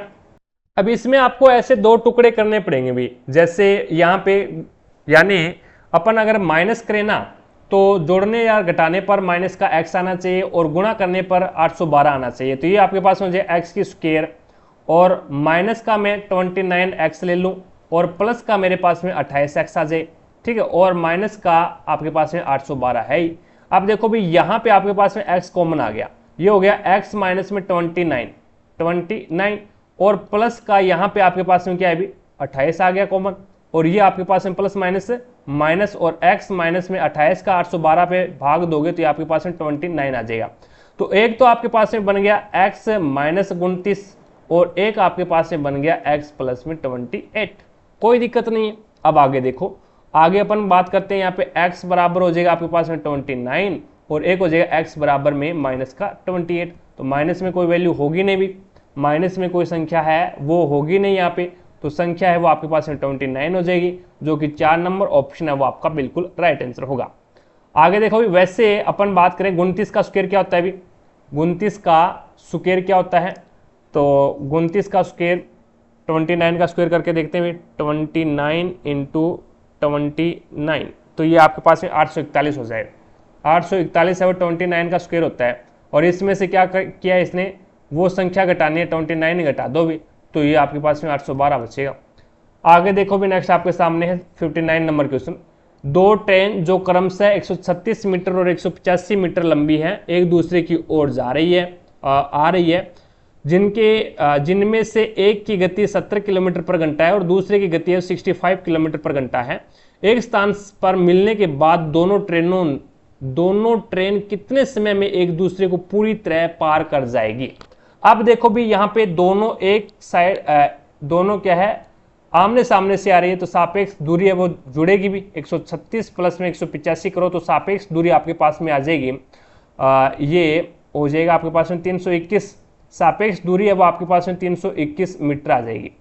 अब इसके अंदर है वो सापेक्ष चाल भी जुड़ेगी भी, सापेक्ष चाल है वो भी आपके पास में जुड़ेगी, तो सापेक्ष चाल आपके पास में कितनी होगी, 70 और 65, तो ये आपके पास में 135 किलोमीटर पर घंटा है आपके पास में। अब इसको मीटर प्रति सेकंड में बनाना है, क्योंकि ऑप्शन आपके पास में सेकंड दे रखे हैं। मीटर प्रति सेकंड में आप कन्वर्ट करोगे तो इसको क्या करना पड़ेगा, 5/18 से गुणा करना पड़ेगा। अभी आपके पास में क्या आ गया, मीटर प्रति सेकंड। मैं काटूंगा नहीं, यहाँ पे गुणा नहीं करूंगा, डायरेक्ट काट दूंगा। आपको पता है अभी समय बराबर क्या होता है, समय बराबर होता है दूरी बटा चाल। दूरी आपके पास में 321 है, चाल आपके पास में क्या है 135 इंटू 5, 18 इसके नीचे आएगा तो ये आ जाएगा ऊपर, तो इसको काटो भी। अब इसको काटोगे तो ये आपके पास में चला जाएगा 121 इंटू 5 से कटेगा क्या, 3 से कट जाएगा क्या, या फिर डायरेक्ट गुणा ही कर लेते हैं यार। 135 का गुणा करवा दो आप 135 इंटू 18, 135 इंटू 18 आपके पास में है 2430। कितना है अभी 2430, और 2430 के अंदर है वो 135 इंटू 5 करवाना है आपको, तो यहाँ पे आ जाएगा 2430 के अंदर 135 इंटू 5 करवाओगे तो ये आपके पास में 675 आ गया भी। तो ये 675 का इसमें भाग दोगे तो ये आपके पास में देख लो भी कितना आ रहा है, तो 2400 भाग 675, तो ये आपके पास में आ जाए 3 पॉइंट, गलत कर दिया भी। अब इसमें देखो भी यहाँ पे अपन ने मल्टीप्लाई थोड़ा सा गलत किया है, तो 321 का 18 के साथ में मल्टीप्लाई करोगे तो ये 5778 आ जाएगा भी। 5778 अपॉन में आपको क्या करना है, 675 का भाग लगाना है, तो 675 का आप भाग लगा दो भी, तो ये आपके पास में 8.56 आ जाएगा भी। 8.56 जो कि आपके पास में राइट आंसर होगा, 1 नंबर ऑप्शन। आगे देखो भी, नेक्स्ट आपके सामने है अगला क्वेश्चन। अब इसके अंदर बताना है प्रश्नवाची चिन्ह के स्थान पे क्या आएगा। देखो भी 12 में से 1 गया, 11 में 1 गया, 10 में 1 गया, 9, यहाँ पे 16 में 1 गया, 15 में 1 गया, 14 में 1 जाएगा 13, तो यहाँ पे प्रश्नवाची चिन्ह के स्थान पे क्या आ जाएगा, 9, 1 1 18। अभी 2 सीरीज चल रही है, इसमें 2 नंबर ऑप्शन आपका बिल्कुल राइट आंसर होगा। अगला क्वेश्चन है, दो संख्याओं का अनुपात 11:19 है, यदि प्रत्येक संख्या में 7 घटा दिया जाए, प्रत्येक संख्या है उसमें से 7 घटा दिया जाए तो नई संख्या का अनुपात है वो 5:9 हो जाता है। तो मैं संख्या मान लेता हूं भी 11x और एक मान लेता हूं 19x, कोई दिक्कत नहीं है। इसमें से 7 घटाना है तो 11x माइनस में 7 और दूसरा हो जाएगा 19x माइनस में 7, और बराबर में आपके पास में वो संख्या है वो 5/9 यानी 5:9 हो जाती है, तो 5/9 कर दो, वज्र गुणा करवा दो, 11 9 99, x माइनस में 63 बराबर में आपके पास में हो जाएगा 19 95 x माइनस में 35। अब इस 95 को इधर ले जाओ तो ये आपके पास में प्लस का 4x बचेगा, 63 को इधर लेके आओगे तो ये आपके पास में 63 में से 35 चला जाएगा, तो ये 13 में से 5 जाएगा तो बचेगा 8, और यहाँ पे 5 में से 3 जाएगा तो बचेगा 2, 28। तो x का मान आपके पास में कितना आ गया, 7। x का मान आपके पास में 7 आ गया। आपको पूछा क्या है, तो आपको पूछा है वास्तविक संख्या के बीच निरपेक्ष अंतर आपको पूछा है। तो यहाँ पे देखो भी हमारे अनुसार अंतर कितने का है, 11 और 19 के बीच में अंतर कितने का है, तो 11 और 19 के बीच में आपके पास में अंतर है वो 8 का अंतर है। अभी 11 और 19 के बीच में 8 का अंतर है। x का मान कितना है, 7 है, तो यहाँ पे 8 का अंतर कितना हो जाएगा, तो 8 का अंतर है वो 8 7 56, 56 का 2 नंबर ऑप्शन आपका बिल्कुल राइट आंसर होगा। अगला क्वेश्चन देखो भी, एक वर्त के केंद्र से 5 सेंटीमीटर की दूरी पर एक 24 सेंटीमीटर लंबी जीवा वर्त की त्रिज्या ज्ञात करनी है। अब ये एक वर्त बनाता हूं मैं, ये लो एक वर्त है, ये इसका सेंटर बिंदु है और इससे 24 इससे यानी वर्त के केंद्र से 5 सेंटीमीटर की दूरी पर एक 24 सेंटीमीटर लंबी एक जीवा खींची जाती है। इस प्रकार से ये 24 सेंटीमीटर जीवा है, ये 5 सेंटीमीटर है और ये आपके पास में वर्त की त्रिज्या ज्ञात करनी है। इस प्रकार से ये एक समकोण त्रिभुज बन गया, एक है समकोण त्रिभुज बन गया और ये सामने वाली जो जीवा है इसको क्या है, 2 पार्टों में डिवाइड करेगा, समान पार्टों में। ये 12 हो गया और ये 12 हो गया। पाइथागोरस प्रमेय लगा दो, यहाँ पे 90 डिग्री का एंगल बन रहा है। पाइथागोरस प्रमेय लगाओगे तो ये हो जाएगा कर्ण का स्क्वायर प्लस में आधार स्क्वायर, कर्ण का स्क्वायर बराबर आधार स्क्वायर प्लस में लंब स्क्वायर। तो यहाँ पे हो जाएगा 144 प्लस में 25, तो 144 प्लस में 25 कितना होता है 169 और ये होता है आपके पास में कर्ण स्क्वायर। तो कर्ण बराबर क्या हो जाएगा, यहाँ से स्क्वायर हटाएंगे, इसके ऊपर रूट लग जाएगा, तो ये 13 का रूट है भी। तो आपके पास में कर्ण कितना आ गया 13 आ गया और कर्ण है क्या, तो वर्त की त्रिज्या। तो आपके पास में 1 नंबर ऑप्शन आपका बिल्कुल राइट आंसर होगा। अगला क्वेश्चन देखो भी, एक आपकी जानकारी के लिए मैं बता दूं, अगर कोई भी दोस्त क्लास की पीडीएफ चाहता है तो पीडीएफ आपको टारगेट हब एप्लीकेशन के ऊपर मिलेगी। टारगेट हब एप्लीकेशन का लिंक डिस्क्रिप्शन बॉक्स में मिल जाएगा, वहां से जाकर के एप्लीकेशन को डाउनलोड कीजिएगा और प्रत्येक क्लास की पीडीएफ है वो आपको टारगेट हब एप्लीकेशन के ऊपर मिलेगी, ठीक है। और रही बात टेस्ट सीरीज की, तो आपकी एनटीपीसी की टेस्ट सीरीज है वो भी शुरू कर रखी है हमने, तो इसमें आपको 135 पेपर मिलेंगे भी, क्योंकि एनटीपीसी के सीबीटी 1 में 2021-22 के अंदर है वो आपके 135 पारियों के अंदर पेपर हुए, तो वो सारे के सारे पेपर है वो आपको एनटीपीसी में ही मिलेंगे, देखने को मिलेंगे। 135 पेपर मिलेंगे टेस्ट सीरीज में, तो आप आज से ही टेस्ट सीरीज है वो ज्वाइन कीजिएगा और अपनी तैयारी को बेहतर बनाइएगा। अगला क्वेश्चन देखो भी नेक्स्ट आपके सामने है, निम्नलिखित में से कौन से विटामिन में यीस्ट प्रचुर मात्रा में पाया जाता है। तो विटामिन बी, जिसे अपन थायमिन बोलते हैं, विटामिन बी का नाम क्या है थायमिन। और विटामिन बी की कमी से कौन सा रोग हो जाता है, तो बेरी रोग होता है। विटामिन सी की कमी से सकरवी रोग हो जाता है, ठीक है। विटामिन ए को रेटिनॉल बोलते हैं और रोतोंदी रोग हो जाता है, ठीक है। और विटामिन के है, ये रक्त का थक्का जमाने में मदद करता है। आगे देखो भी नेक्स्ट आपके सामने है 64 नंबर क्वेश्चन। अभी इसके अंदर आपको बताना है बी सनी बॉल्स फास्ट, इसको क्या लिखेगा ये आपको बताना है। तो यहाँ पे देखो भी, यहाँ पे सनी कॉमन आ रहा है और दूसरे के अंदर है वो यहाँ पे सनी कॉमन आ रहा है, तो सनी इसमें है और सनी ही इसमें है, तो इसको क्या लिखेगा भी, तो दोनों में देख लो भी क्या कॉमन आ रहा है, तो इसके अंदर और इसके अंदर, तो SUNNY सन्नी को ये क्या लिखेगा, दोनों के अंदर कॉमन है वो आपका जी आ रहा है, तो यहाँ पे सन्नी का क्या हो जाएगा जी हो जाएगा। उसी प्रकार से इसके अंदर यहाँ पे तो फास्ट है और यहाँ पे भी फास्ट है, तो फास्ट का क्या हो जाएगा, तो फास्ट का आपके पास में हो जाएगा LAT और यहाँ पे है PWL, तो फास्ट का L हो जाएगा भी, फास्ट का L हो जाएगा। और BOWS का आपको दे नहीं रखा है इसमें, BOWS है वो प्राइवेट है, अभी आया है जस्ट, तो आपके पास में G और L आना चाहिए, G और L आना चाहिए, G और L आ रहा है लेकिन P नहीं होगा भी, क्योंकि G और L का P इसके अंदर है भी, ये देखो P इसके अंदर है तो P इसके अंदर नहीं है, कोई तीसरा ही अक्षर आएगा अलग से है, क्योंकि ये आपको क्या है क्वेश्चन के अंदर ही नाम नहीं दे रखा भी, BOWLS है, ये आपको क्वेश्चन के अंदर ही नाम नहीं दे रखा, तो आपका क्या है क्वेश्चन के अंदर जो नहीं है उसका अलग से ही आएगा, जो क्वेश्चन के अंदर भी नहीं होगा। तो यहाँ पे ये देखो भी X है वो क्वेश्चन के अंदर कोई भी कोड नहीं है, किसी का भी कोड नहीं है, तो X अलग से आ गया, G हो जाएगा सनी का और फास्ट का हो जाएगा L और BOWLS का आ जाएगा X, तो आपके पास 3 नंबर ऑप्शन बिल्कुल राइट आंसर होगा। 65 नंबर क्वेश्चन देखो भी आपके सामने है। अब इसके अंदर आपको बताना है भी कॉटन, नायलॉन, सिल्क और कश्मीरी ऊन, तो इसके अंदर है वो नायलॉन अलग हो जाएगा भी, नायलॉन है वो एक क्या है कृत्रिम रेशा है, बाकी सारे के सारे क्या है प्राकृतिक है, कॉटन है, कश्मीरी ऊन है और सिल्क है, तो 1 नंबर ऑप्शन आपका बिल्कुल राइट आंसर होगा। अगला क्वेश्चन देखो भी नेक्स्ट आपके सामने है, इसमें बोला गया भी एक संख्या में 3 अंक है जिनके अंकों का योग 18 है। अब देखो भी जिनके अंकों का योग 18 है, अब इनका अंकों का योग 18 है क्या, बिल्कुल सही है। इनके अंकों का योग 18 है क्या, तो इनके भी अंकों का योग 18 है। और इनके अंकों का योग 18 है क्या, तो इनके भी अंकों का योग 18 है। लेकिन इसने बोला है भी बीच वाला अंक अन्य दो अंकों के योग के बराबर होना चाहिए। तो बीच वाला जो अंक यहाँ पे देखो भी बीच वाला 8 है, यहाँ पे क्या है 8 है, और बराबर में दोनों अंक क्या है 5 5 10 है। 10 और 8 बराबर होते हैं क्या? नहीं होते, तो कैंसिल करो। यहाँ पे देखो भी 5 5 और 4 9 9 9 बराबर होते हैं, तो ये ऑप्शन सही है।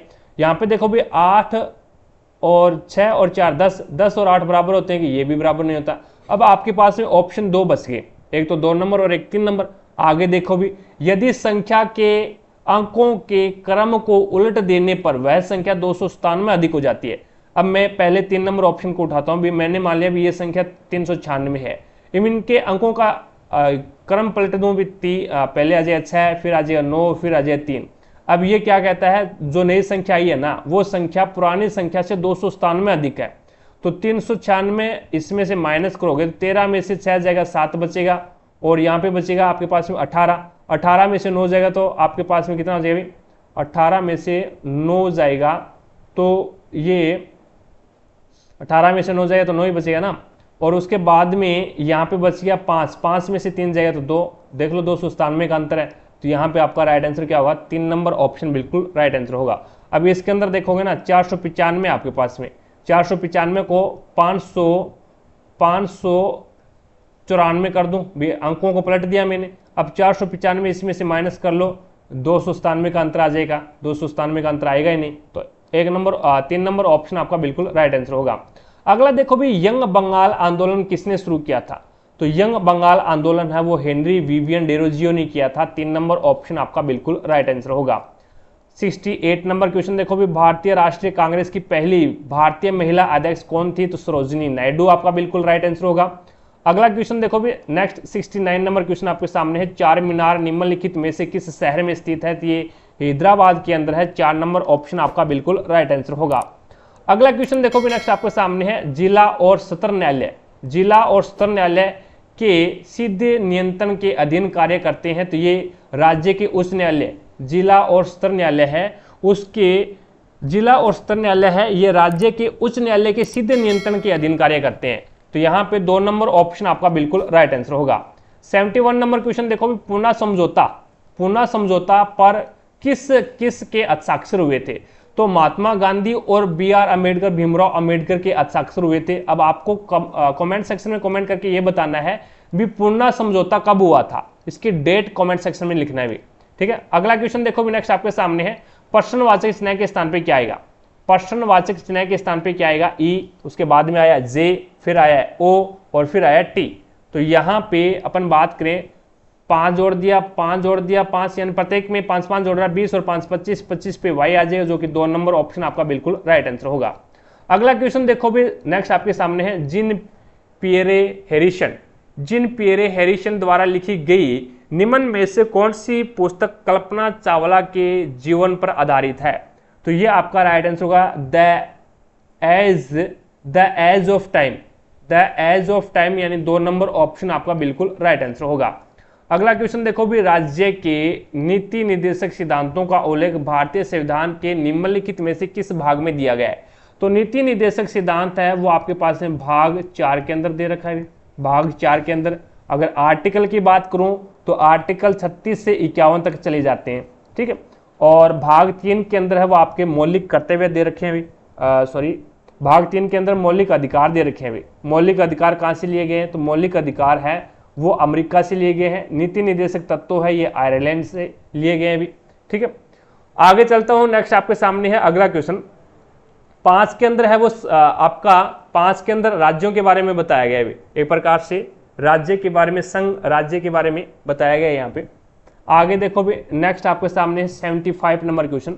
75 नंबर क्वेश्चन में यहाँ पे फिल इन द ब्लैंक के स्थान पे आपको बताना है प्रश्नवाची चिन्ह के स्थान पे क्या आएगा।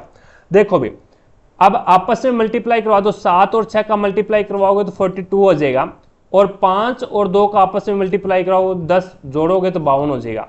इसी प्रकार से 8 दूआ 16 और यहाँ पे कितने से मल्टीप्लाई करवाएं? 8 दूआ 16, 4 को कितने से मल्टीप्लाई करवाएं कि ये 32 आ जाए?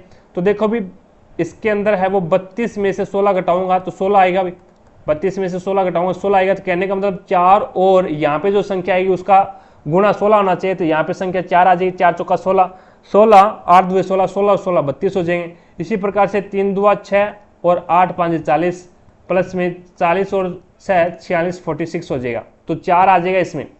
आगे देखो भी नेक्स्ट आपके सामने है, अगला क्वेश्चन है वैश्विक खुशहाली रिपोर्ट। वैश्विक खुशहाली रिपोर्ट पहली बार किस वर्ष प्रकाशित की गई थी? तो ये 2012 के अंदर प्रकाशित की गई थी। 2 नंबर ऑप्शन आपका बिल्कुल राइट आंसर होगा। नेक्स्ट क्वेश्चन देखो भी, पेनिसिलियम एक है, तो ये एक कवक है। पेनिसिलियम एक क्या है? कवक है। 2 नंबर ऑप्शन आपका बिल्कुल राइट आंसर होगा। अगला क्वेश्चन देखो भी नेक्स्ट, निम्नलिखित में से कौन सा ऊर्जा का एक नवीकरणीय स्रोत है? तो ऊर्जा का एक नवीकरणीय स्रोत कौन सा है? तो ये हो जाएगा संश्लेषण गैस। संश्लेषण गैस है, ये क्या है? ऊर्जा का एक नवीकरणीय स्रोत हो जाएगा। बाकी एक कोयला है, पेट्रोलियम है, वो प्राकृतिक गैस है, ये गैर नवीकरणीय स्रोत हो जाएंगे भी। आगे देखो भी नेक्स्ट आपके सामने है, आपको स्टेटमेंट दे रखा है और उसके आधार पर कौन सा सही है ये आपको बताना है। तो कुछ कलाकार कैसे कलाकार हो जाएंगे? क्या है भी? चित्रकार है, तो CH से चित्रकार हो गया। कुछ कलाकार है वो चित्रकार है, और कुछ चित्रकार है वो लेखक है, तो कुछ जो चित्रकार है वो R से राइटर हो जाएगा, और सभी लेखक है वो क्या है? पोइट है। सारे के सारे जो लेखक राइटर है वो क्या है?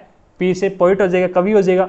अब इसके अंदर देखना है भी आपको, नीचे ये जो दे रखे हैं ये निष्कर्ष दे रखे हैं, ये क्या है? निष्कर्ष। कौन सा निष्कर्ष सही है? देखो भी सभी लेखक है वो कलाकार है क्या? सारे के सारे जो लेखक यानी राइटर हैं वो कलाकार है क्या? के वाले डायग्राम में आ रहे हैं क्या? नहीं आ रहे तो कैंसिल करो। कुछ कवि चित्रकार है, कुछ जो आपके पोइट है वो क्या है? चित्रकार है। तो पोइट वाला डायग्राम चित्रकार को काट रहा है, CH से चित्रकार है उसको काट रहा है, तो बिल्कुल सही है। सभी कलाकार कवि हैं, सारे के सारे जो कलाकार के से कलाकार हैं वो पोइट वाले में आ रहे हैं क्या? नहीं आ रहे तो कैंसिल करो। और कुछ कवि कलाकार हैं, कुछ आपके कवि यानी पोइट, और पोइट है वो कलाकार को काट रहा है क्या? नहीं काट रहा, तो इसको भी कैंसिल करो। तो 2 नंबर ही होगा भी इसमें, ओनली फॉर 2 नंबर ऑप्शन आपका बिल्कुल राइट आंसर होगा। अगला क्वेश्चन देखो भी नेक्स्ट आपके सामने है। अब इसके अंदर आपको बताना है साइन A - B बराबर 1/2। तो साइन की टर्म में 1/2 किसका मान होता है भी? तो ये आपके पास में हो जाएगा साइन, ये हो जाएगा A - B, और बराबर में 1/2 है वो साइन है, 30 का मान होता है। तो साइन से साइन कैंसिल हो गया, और ये आपके पास में A - B का मान आपके पास में कितना आ गया? 30 डिग्री आ गया, जो कि समीकरण नंबर 1 बन गई। अब दूसरी कंडीशन में यहां से देख लो भी, कोस की टर्म में 1/2 किसका मान होता है? तो कोस की टर्म में 1/2 मान है वो यहाँ पे कोस 60 का मान होता है भी, तो ये मान रख दो। कोस A + B, cos A + B बराबर है, ये कोस 60 का मान होता है। कोस से कोस कैंसिल कर दो, तो दूसरी समीकरण आपके पास में बनेगी A + B बराबर में 60 डिग्री, ये समीकरण नंबर 2 बन गई। अब यहाँ पे आपको A और B का मान ज्ञात करना है, तो एक बार जोड़ करके आधा कर दो और एक बार घटा करके आधा कर दो। जोड़ करके आप आधा करोगे तो आपके पास में A का मान आ जाएगा, क्योंकि B से B कैंसिल हो जाएगा, ये प्लस है और ये माइनस का है। तो यहाँ पे 2A बराबर में 90 हो गया, तो A का मान कितना आ गया? 45। A का मान 45 आ गया। ये आप क्या कर दो, ये आप है वो A का मान है वो समीकरण नंबर 1 के अंदर रख दो। समीकरण नंबर 1 के अंदर रखोगे तो यहाँ पे आपके पास में B का मान आ जाएगा। B का मान कितना आ जाएगा? 15 डिग्री। B का मान 15 डिग्री आ जाएगा, और A का मान 45 डिग्री, जो कि आपका राइट आंसर होगा 1 नंबर ऑप्शन। एक बार जोड़ करके आधा और एक बार घटा करके आधा कर दो। आगे देखो भी 81 नंबर क्वेश्चन आपके सामने है। A की आयु B की आयु की 3 गुनी है और C की आयु की आधी है। अब A की आयु है वो B की आयु की 3 गुनी है। B की आयु की 3 गुनी है, तो यहाँ पे A, ये ला B और ये रो C। A की आयु B की आयु की 3 गुनी है, तो B की आयु में मान लेता हूँ 1, तो यहाँ पे 3 गुनी है तो 3 हो गया। अब इसने पूछा है आगे, इसने बोला भी C की आयु की आधी है, तो C की आयु की आधी कब होगी? जब C की आयु 6 होगी। भी A की आयु B से तो 3 गुनी हो जाएगी, और C की आधी यानी C की 6 है तो A की 3 हो जाएगी, यानी आधी हो गई। अब उनकी आयु का जो इसने योग दे रखा है वो कितना दे रखा है? 120 दे रखा है। हमारे अनुसार उनकी आयु का योग वो 10 है, लेकिन उसने दे रखा है 120, तो 1 का मान कितना आ जाएगा? 12। 1 का मान आपके पास में 12 आ गया, तो 1 का आयु ज्ञात करनी है, और 1 का यहाँ पे रेशियो कितना है? 3 है, तो 12 × 36, 3 से गुणा करोगे 36 आ जाए, जो कि 4 नंबर ऑप्शन आपका बिल्कुल राइट आंसर होगा। 82 नंबर क्वेश्चन देखो भी, विश्व के सबसे अधिक प्राकृतिक गैस भंडार किस देश में है? तो विश्व के सबसे अधिक प्राकृतिक गैस भंडार रूस के अंदर है, 1 नंबर ऑप्शन आपका बिल्कुल राइट आंसर होगा। अगला देखो भी, एक कार 20 लीटर पेट्रोल में 150 किलोमीटर दूरी तय करती है, तो 30 लीटर पेट्रोल में कितने दूरी तय करेगी ये आपको बताना है।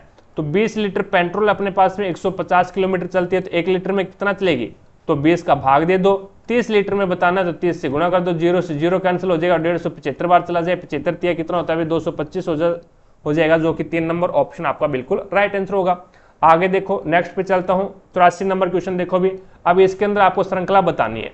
अब ये देखो भी 730 ये 9 की क्यूब और प्लस में 1 कर दिया, 10 की क्यूब प्लस में 1 कर दिया, 11 की क्यूब प्लस में 1 कर दिया, ठीक है, और ये 12 की क्यूब हो जाएगा। 12 का क्यूब कितना होता है 1728 होता है, और प्लस 1 करूंगा तो 1729, जो कि आपका राइट आंसर होगा 3 नंबर ऑप्शन।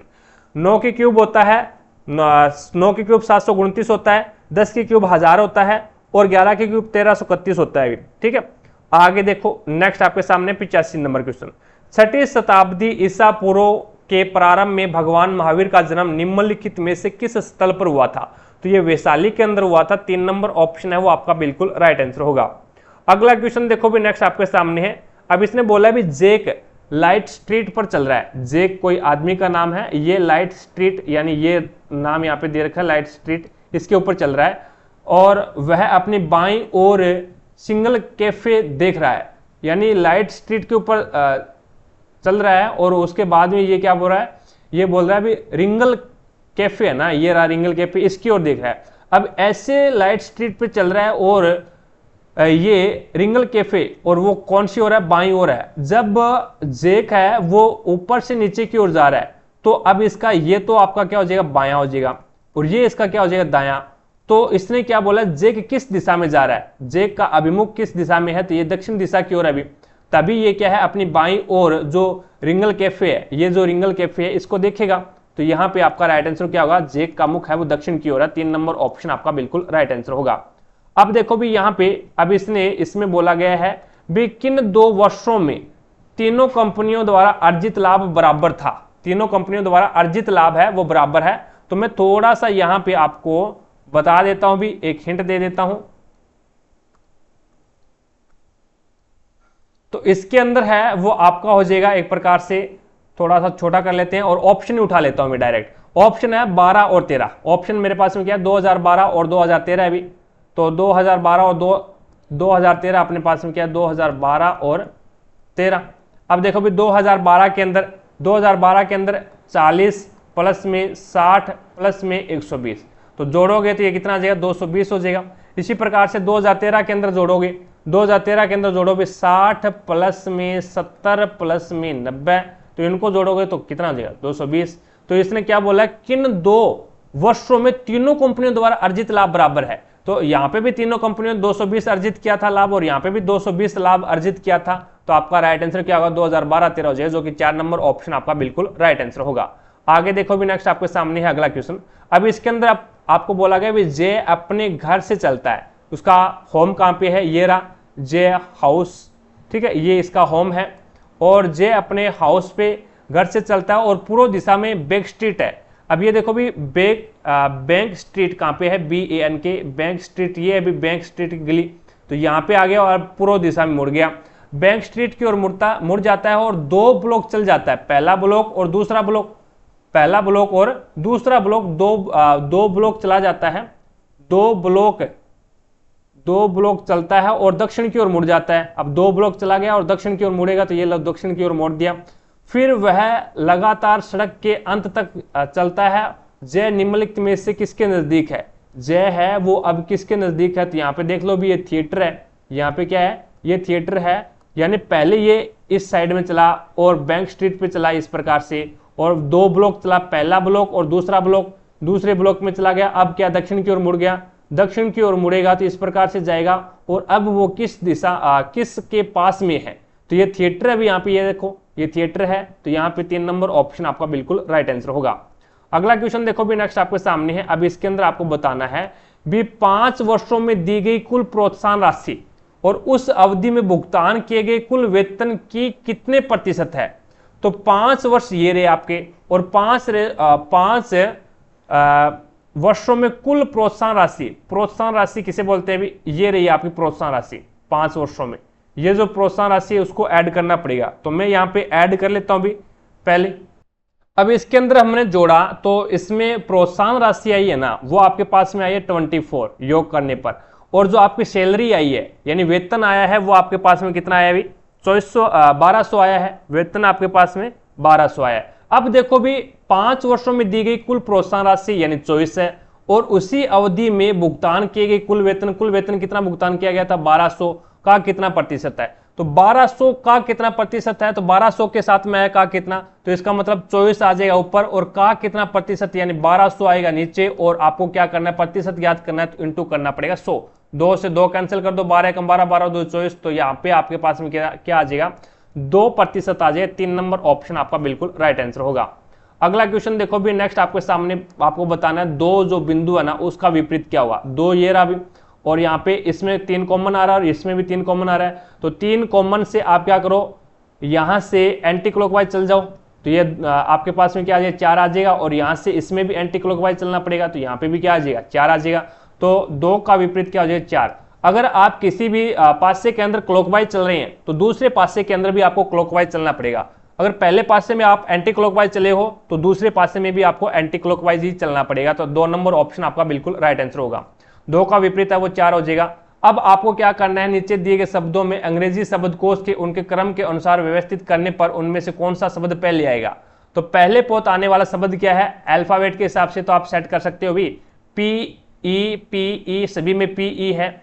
अब यहाँ पे देखो भी PEA आया है और इसमें भी क्या है, PEA है। अब ये दौड़ के अंदर है, PEA और C यहाँ पे आया है और फिर PEA और S आ गया। इसका पहले S आता है या फिर C आता है, तो पहले C आता है भी, तो इसमें पहले नंबर पे ये आएगा, दूसरे नंबर पे आपका ये आएगा। अब PEN और यहाँ पे PEO आ गया। अब इसके अंदर देखो भाई यहाँ पे क्या आपके पास में O है, यहाँ पे आपके पास में क्या है, O है, और यहाँ पे N आया है, तो पहले क्या आता है, N आता है, तो 3 नंबर पे ये आएगा और 4 नंबर पे आपका क्या आ जाएगा, ये आ जाएगा। आगे देखो भी नेक्स्ट आपके सामने है 92 नंबर क्वेश्चन। 92 नंबर क्वेश्चन में आपको बोला गया है भी वर्ग के अंदर है वो 4 भुजाएं होती है, तो पंचभुज के अंदर 5 होगी, ठीक है, 1 बढ़ा दिया। तो इसी प्रकार से आपको बताना है भी त्रिभुज के अंदर 3 भुजा होती है, तो यहाँ पे समचतुर्भुज के अंदर क्या हो जाएगी, 4 भुजा हो जाएगी, जो कि 2 नंबर ऑप्शन आपका बिल्कुल राइट आंसर हो जाएगा। आगे देखो भी नेक्स्ट आपके सामने है, नेक्स्ट आपको बताना है भी 9.08 घंटों को आप घंटे मिनट और सेकंड के अंदर कन्वर्ट करना है, तो ये हो जाएगा 9 और पॉइंट है, तो इसका मतलब 9 घंटे हो गया, और 0.08 को आपको क्या करना है, घंटे के अंदर कन्वर्ट करना है, तो यहाँ पे 60 से क्या कर दो, इसको मल्टीप्लाई करो, तो ये मिनट के अंदर कन्वर्ट हो जाएगा, तो 0 और उसके बाद में 6 8 48, तो ये चला जाएगा, 2 के बाद में पॉइंट लगेगा, तो यहाँ पे 4.08 हो जाएगा, तो 4 आपके पास में क्या आ जाएगा, मिनट आ जाएगा। अब 0.08 है, 0.80 है, ये आपके पास में क्या है, मिनट है। अब इसको आपको क्या करना पड़ेगा, सेकंड के अंदर कन्वर्ट करना पड़ेगा। मिनट को सेकंड में कन्वर्ट करोगे तो 60 से दोबारा से मल्टीप्लाई कर दो, तो 2 0 और 8 6 48, 2 के बाद में पॉइंट लगेगा, तो यहाँ पे 48 सेकंड आ जाएगा, 48 सेकंड आ जाएगा, जो कि आपका 1 नंबर ऑप्शन है वो बिल्कुल राइट आंसर होगा। अगला क्वेश्चन देखो भी नेक्स्ट आपके सामने है। अब इसके अंदर आपको बोला गया भी एक ब्यूटिशियन की आयु में उसका वेतन और उनकी सेवाओं से मिलने वाली बख्शीश शामिल है। बख्शीश का मतलब हो गया भी एक प्रकार से अपन बता सकते हैं, जैसे ऊपर की आय होगी एक प्रकार से, ठीक है भी, वेतन तो उसका है ही है, और उसके बाद में उसको जो ऊपर से जो आय प्राप्त होती है वो एक प्रकार से बख्शीश हो गई भी, ठीक है। एक विशेष सप्ताह के दौरान यदि उसकी बख्शीश उसके वेतन का 5/4 है, अब मैंने उसका वेतन मान लिया x है, मैंने उसका वेतन x माना, तो उसकी बख्शीश यदि उसकी बख्शीश उसके वेतन का 5/4 है, तो यहाँ पे उसकी बख्शीश कितनी हो जाएगी, 5x/4 हो जाएगी। अब इसने पूछा है यदि उसकी आय का, अब उसकी आय कितनी हो गई भी, यानी ये उसका वेतन है, 5x/4 है, ये इसको बख्शीश मिल गई, तो टोटल उसका जो आय है वो कितनी हो जाएगी, तो ये हो जाएगी x प्लस में 5x/4, तो यहाँ पे 4 इसका एलसीएम आ गया, तो इसके नीचे 1 मानोगे, 4x प्लस में 5x यानी 9x, ये इसका क्या आ गया, आय आ गया, आय आ गया। अब इसने बोला है उसकी आय का कितना अंश, उसकी आय का कितना अंश उसकी बख्शीश से आया है, तो उसका बख्शीश यहाँ पे कितना है, बख्शीश उसका है 5x/4, और उसकी आय कितनी है, तो उसकी आय है वो 9x, और अपॉन में 4 आएगा, वो ऊपर चला जाएगा, तो यहाँ पे 4 से 4 कैंसिल, x से x कैंसिल, बचेगा क्या, 5/9, भाग कितना हो गया, 5/9 भाग आ जाएगा, जो कि 3 नंबर ऑप्शन आपका बिल्कुल राइट आंसर होगा। अगला क्वेश्चन देखो भी नेक्स्ट आपके सामने, कथन आपको दे रखा है स्टेटमेंट ये बोल रहा है स्वास्थ्य सेवाओं का राष्ट्रीयकरण किया जाना चाहिए। कथन क्या है भी, स्वास्थ्य सेवाएं हैं उनका राष्ट्रीयकरण किया जाना चाहिए। अब उसके आधार पर आपको स्टेटमेंट तर्क दे रखा है भी अनेक देशों में स्वास्थ्य सेवाओं राष्ट्रीय स्तर पर उपलब्ध कराई जाती है। इसके बारे में यहाँ पे स्टेटमेंट में कुछ नहीं दे रखा है, स्टेटमेंट में ओनली ये दे रखा है भी स्वास्थ्य सेवाओं का जो राष्ट्रीयकरण है वो किया जाना चाहिए, लेकिन वो राष्ट्रीय स्तर पर उपलब्ध कराई जाती है या फिर राज्य स्तर पर उपलब्ध करवाई जाती है, इसके बारे में यहाँ पे स्टेटमेंट में कुछ नहीं दे रखा, तो तर्क को गलत माना जाएगा। दूसरा क्या है, दूसरा इसने बोला है भी स्वास्थ्य सेवाओं के राष्ट्रीयकरण से चिकित्सकों के इस क्षेत्र में करियर बनाने में कमी आएगी। तो इसके बारे में भी आपको यहाँ पे स्टेटमेंट में कुछ नहीं दे रखा, तो दोनों के दोनों आपके तर्क है वो क्या हो जाएंगे, गलत हो जाएंगे भी। अगला क्वेश्चन देखो भी नेक्स्ट आपके सामने 96 नंबर क्वेश्चन। 96 नंबर क्वेश्चन की अगर मैं बात करूं तो यहाँ पे इसने लिखा है VE, यानी V आता है 22 पे, 22 में से 2 घटा दिया तो T आ गया, E आता है 5 में से 2 घटा दिया 3 आ गया, R आता है 18 में से 2 घटा दिया तो P आ गया, और G में से 2 घटा दिया तो E आ गया, और T आता है 20 पे 2 घटा दिया तो R आ गया, यानी -2 कर रहा है भी, -2 कर रहा है, यहाँ से -2 करो। F है, F आता है 6 पे, 6 में से 2 घटाओगे तो D, और M आता है 13 पे, 13 में से 2 घटाओगे तो K आ जाएगा, और Z आता है 26 में से 2 घटाओगे तो 24 आ जाएगा, और 24 पे आपका आ जाएगा X, और Q आता है 17 पे, 17 में से 2 घटाओगे तो आपके पास में 15O, और 15O आता है 15 पे, और 15 में से 2 घटाओगे तो आपके पास में आ जाएगा M। तो आपके पास में 4 नंबर ऑप्शन बिल्कुल राइट आंसर हो जाएगा। अगला क्वेश्चन देखो भी नेक्स्ट आपके सामने है। अब आपको बताना है भी फल, अनार और अंगूर, तो सारे के सारे फल के अंदर आ जाएंगे। आपका अनार है ये भी एक फल है, और आपका अंगूर है ये भी एक फल है, लेकिन अंगूर और आपका जो अनार है ये आपस में काटेंगे नहीं, ठीक है। तो बड़े वाला सर्कल आपका क्या बन गया, फल बन गया, छोटे वाला अनार बन गया, और ये एक अंगूर बन गया। 2 नंबर ऑप्शन आपका बिल्कुल राइट आंसर होगा। अगला क्वेश्चन देखो भी नेक्स्ट आपके सामने वही क्वेश्चन आ गया। 1.85 घंटों को आप घंटे में, मिनट में और सेकंड में चेंज करना है। तो 1.85 है तो इसका मतलब 1 घंटा हो गया। 0.85 है, ये क्या है, घंटा है। 0.85 घंटे को आपको क्या बनाना है, मिनट में बनाना है, तो 60 से गुना करो। 0 6 5 30 3, और 6 8 48, 48 और 3 कितने हो जाएंगे, 51। तो ये आपके पास में आ जाएगा 51। 2 के बाद में पॉइंट लगेगा तो यहाँ पे क्या लगेगा 51.00, तो यहाँ पे 51 मिनट आ जाएगी। 51 आपके पास में मिनट आ जाएगी, 1 घंटा और 51 मिनट। उसके बाद में आपके पास में 0.00 है, तो इसका मतलब आपके पास में 1 घंटे और 51 मिनट। 3 नंबर ऑप्शन आपका बिल्कुल राइट आंसर होगा। आगे देखो भी दी गई श्रृंखला को यदि उल्टे क्रम में लिखा जाता है, कोई दिक्कत नहीं है, तो दाएं सिरे से 15वां। अब उल्टे क्रम में लिखा जाता है, इसका मतलब क्या है, एट द रेट है वो क्या है, बाईं ओर आ जाएगा भाई। एट द रेट आपका सॉरी डॉलर है वो आपका क्या है, बाईं ओर आ जाएगा, ठीक है। और ये 4 है वो क्या है, दाईं ओर चला जाएगा भाई। अब उल्टे क्रम तो यही होगा। तो दाएं सिरे से, दायां सिरा है ये, दाएं सिरे से 15वें अक्षर के दाईं ओर छठा जाना है। तो दोनों ओर दायां है भी, दाएं सिरे से 15वें के दाएं जाना है। तो इसका मतलब क्या हो गया, 15 में से 6 घटा दो तो क्या हो जाएगा 9। और वो किस साइड में होना चाहिए, दाएं सिरे से होना चाहिए। तो दायां सिरा कौन सा होगा अभी, ये आएगा। तो 1 2 3 4 5 6 7 8 और 9, तो वी आ जाएगा, जो कि आपका राइट आंसर क्या होगा, 2 नंबर, क्योंकि उल्टे क्रम में लिखा है। उल्टे क्रम में लिखने पर डॉलर आपका पहला हो जाएगा, ठीक है, और अंतिम आपका क्या हो जाएगा, 4 हो जाएगा। और ये क्या है आपका दायां, और ये आपका क्या हो जाएगा, बायां हो जाएगा। चीजें समझ पाई क्या।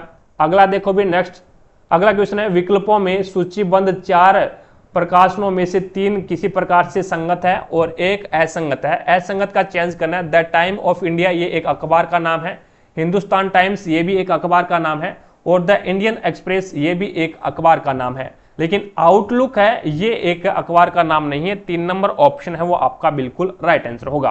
तो इस प्रकार से हमने एक पेपर और सोल्व किया भी। आई होप आपको प्रत्येक क्वेश्चन समझ में आया होगा। अगर फिर भी कोई भी क्वेश्चंस में आपको डाउट लगती है तो मुझे कमेंट सेक्शन में कमेंट करके जरूर बताएं, आपकी डाउट को क्लियर किया जाएगा। क्लास पसंद आई है तो दिल से लाइक करें, ज़्यादा से ज़्यादा शेयर करें अपने सभी दोस्तों के साथ में, ताकि सभी दोस्तों को क्लास का लाभ मिले भी, उनको भी पता लगे भी रेलवे एनटीपीसी में किस लेवल के क्वेश्चन आते हैं और उसे कैसे सोल्व करते हैं। चैनल पर नए हैं तो चैनल को सब्सक्राइब करें, पास में लगे बेल आइकन को जरूर दबाएं, ताकि अपन जैसे ही नेक्स्ट वीडियो लेके आए तो उसका नोटिफिकेशन सबसे पहले आपके पास पहुंचे और आप तुरंत उसका लाभ उठा सको। नेक्स्ट जो हमारी क्लास रहेगी वो 2 मार्च 2021 को जो 3 बजे पेपर हुआ था, 2 मार्च 2021 को 3 बजे जो पेपर हुआ था उस पेपर का नेक्स्ट क्लास में सॉल्यूशन करने वाले हैं। रही बात पीडीएफ की, तो पीडीएफ है वो आपको हमारे टारगेट हब एप्लीकेशन के ऊपर मिलेगी, लिंक डिस्क्रिप्शन बॉक्स में मिल जाएगा, वहां से जाकर के टारगेट हब एप्लीकेशन को डाउनलोड करें और प्रत्येक क्लास की पीडीएफ आपको वहीं पे मिलेगी। ग्रुप डी, एसएससी, एनटीपीसी इन सभी की पीडीएफ है वो इसके ऊपर अपलोडेड है, तो वहां से जाकर के आप डाउनलोड कर सकते हैं। रही बात टेस्ट सीरीज की, तो एनटीपीसी की टेस्ट सीरीज है वो शुरू कर दी गई है, जिसमें आपको 135 पेपर मिलेंगे तैयारी करने के लिए। तो आप अपनी तैयारी को बेहतर बनाने के लिए आज ही टेस्ट सीरीज ज्वाइन कीजिएगा और अपनी तैयारी को बेहतर बनाइएगा। तो आज की क्लास में इतना ही, मिलेंगे अपन नेक्स्ट क्लास में, तब तक के लिए जय हिंद, जय भारत।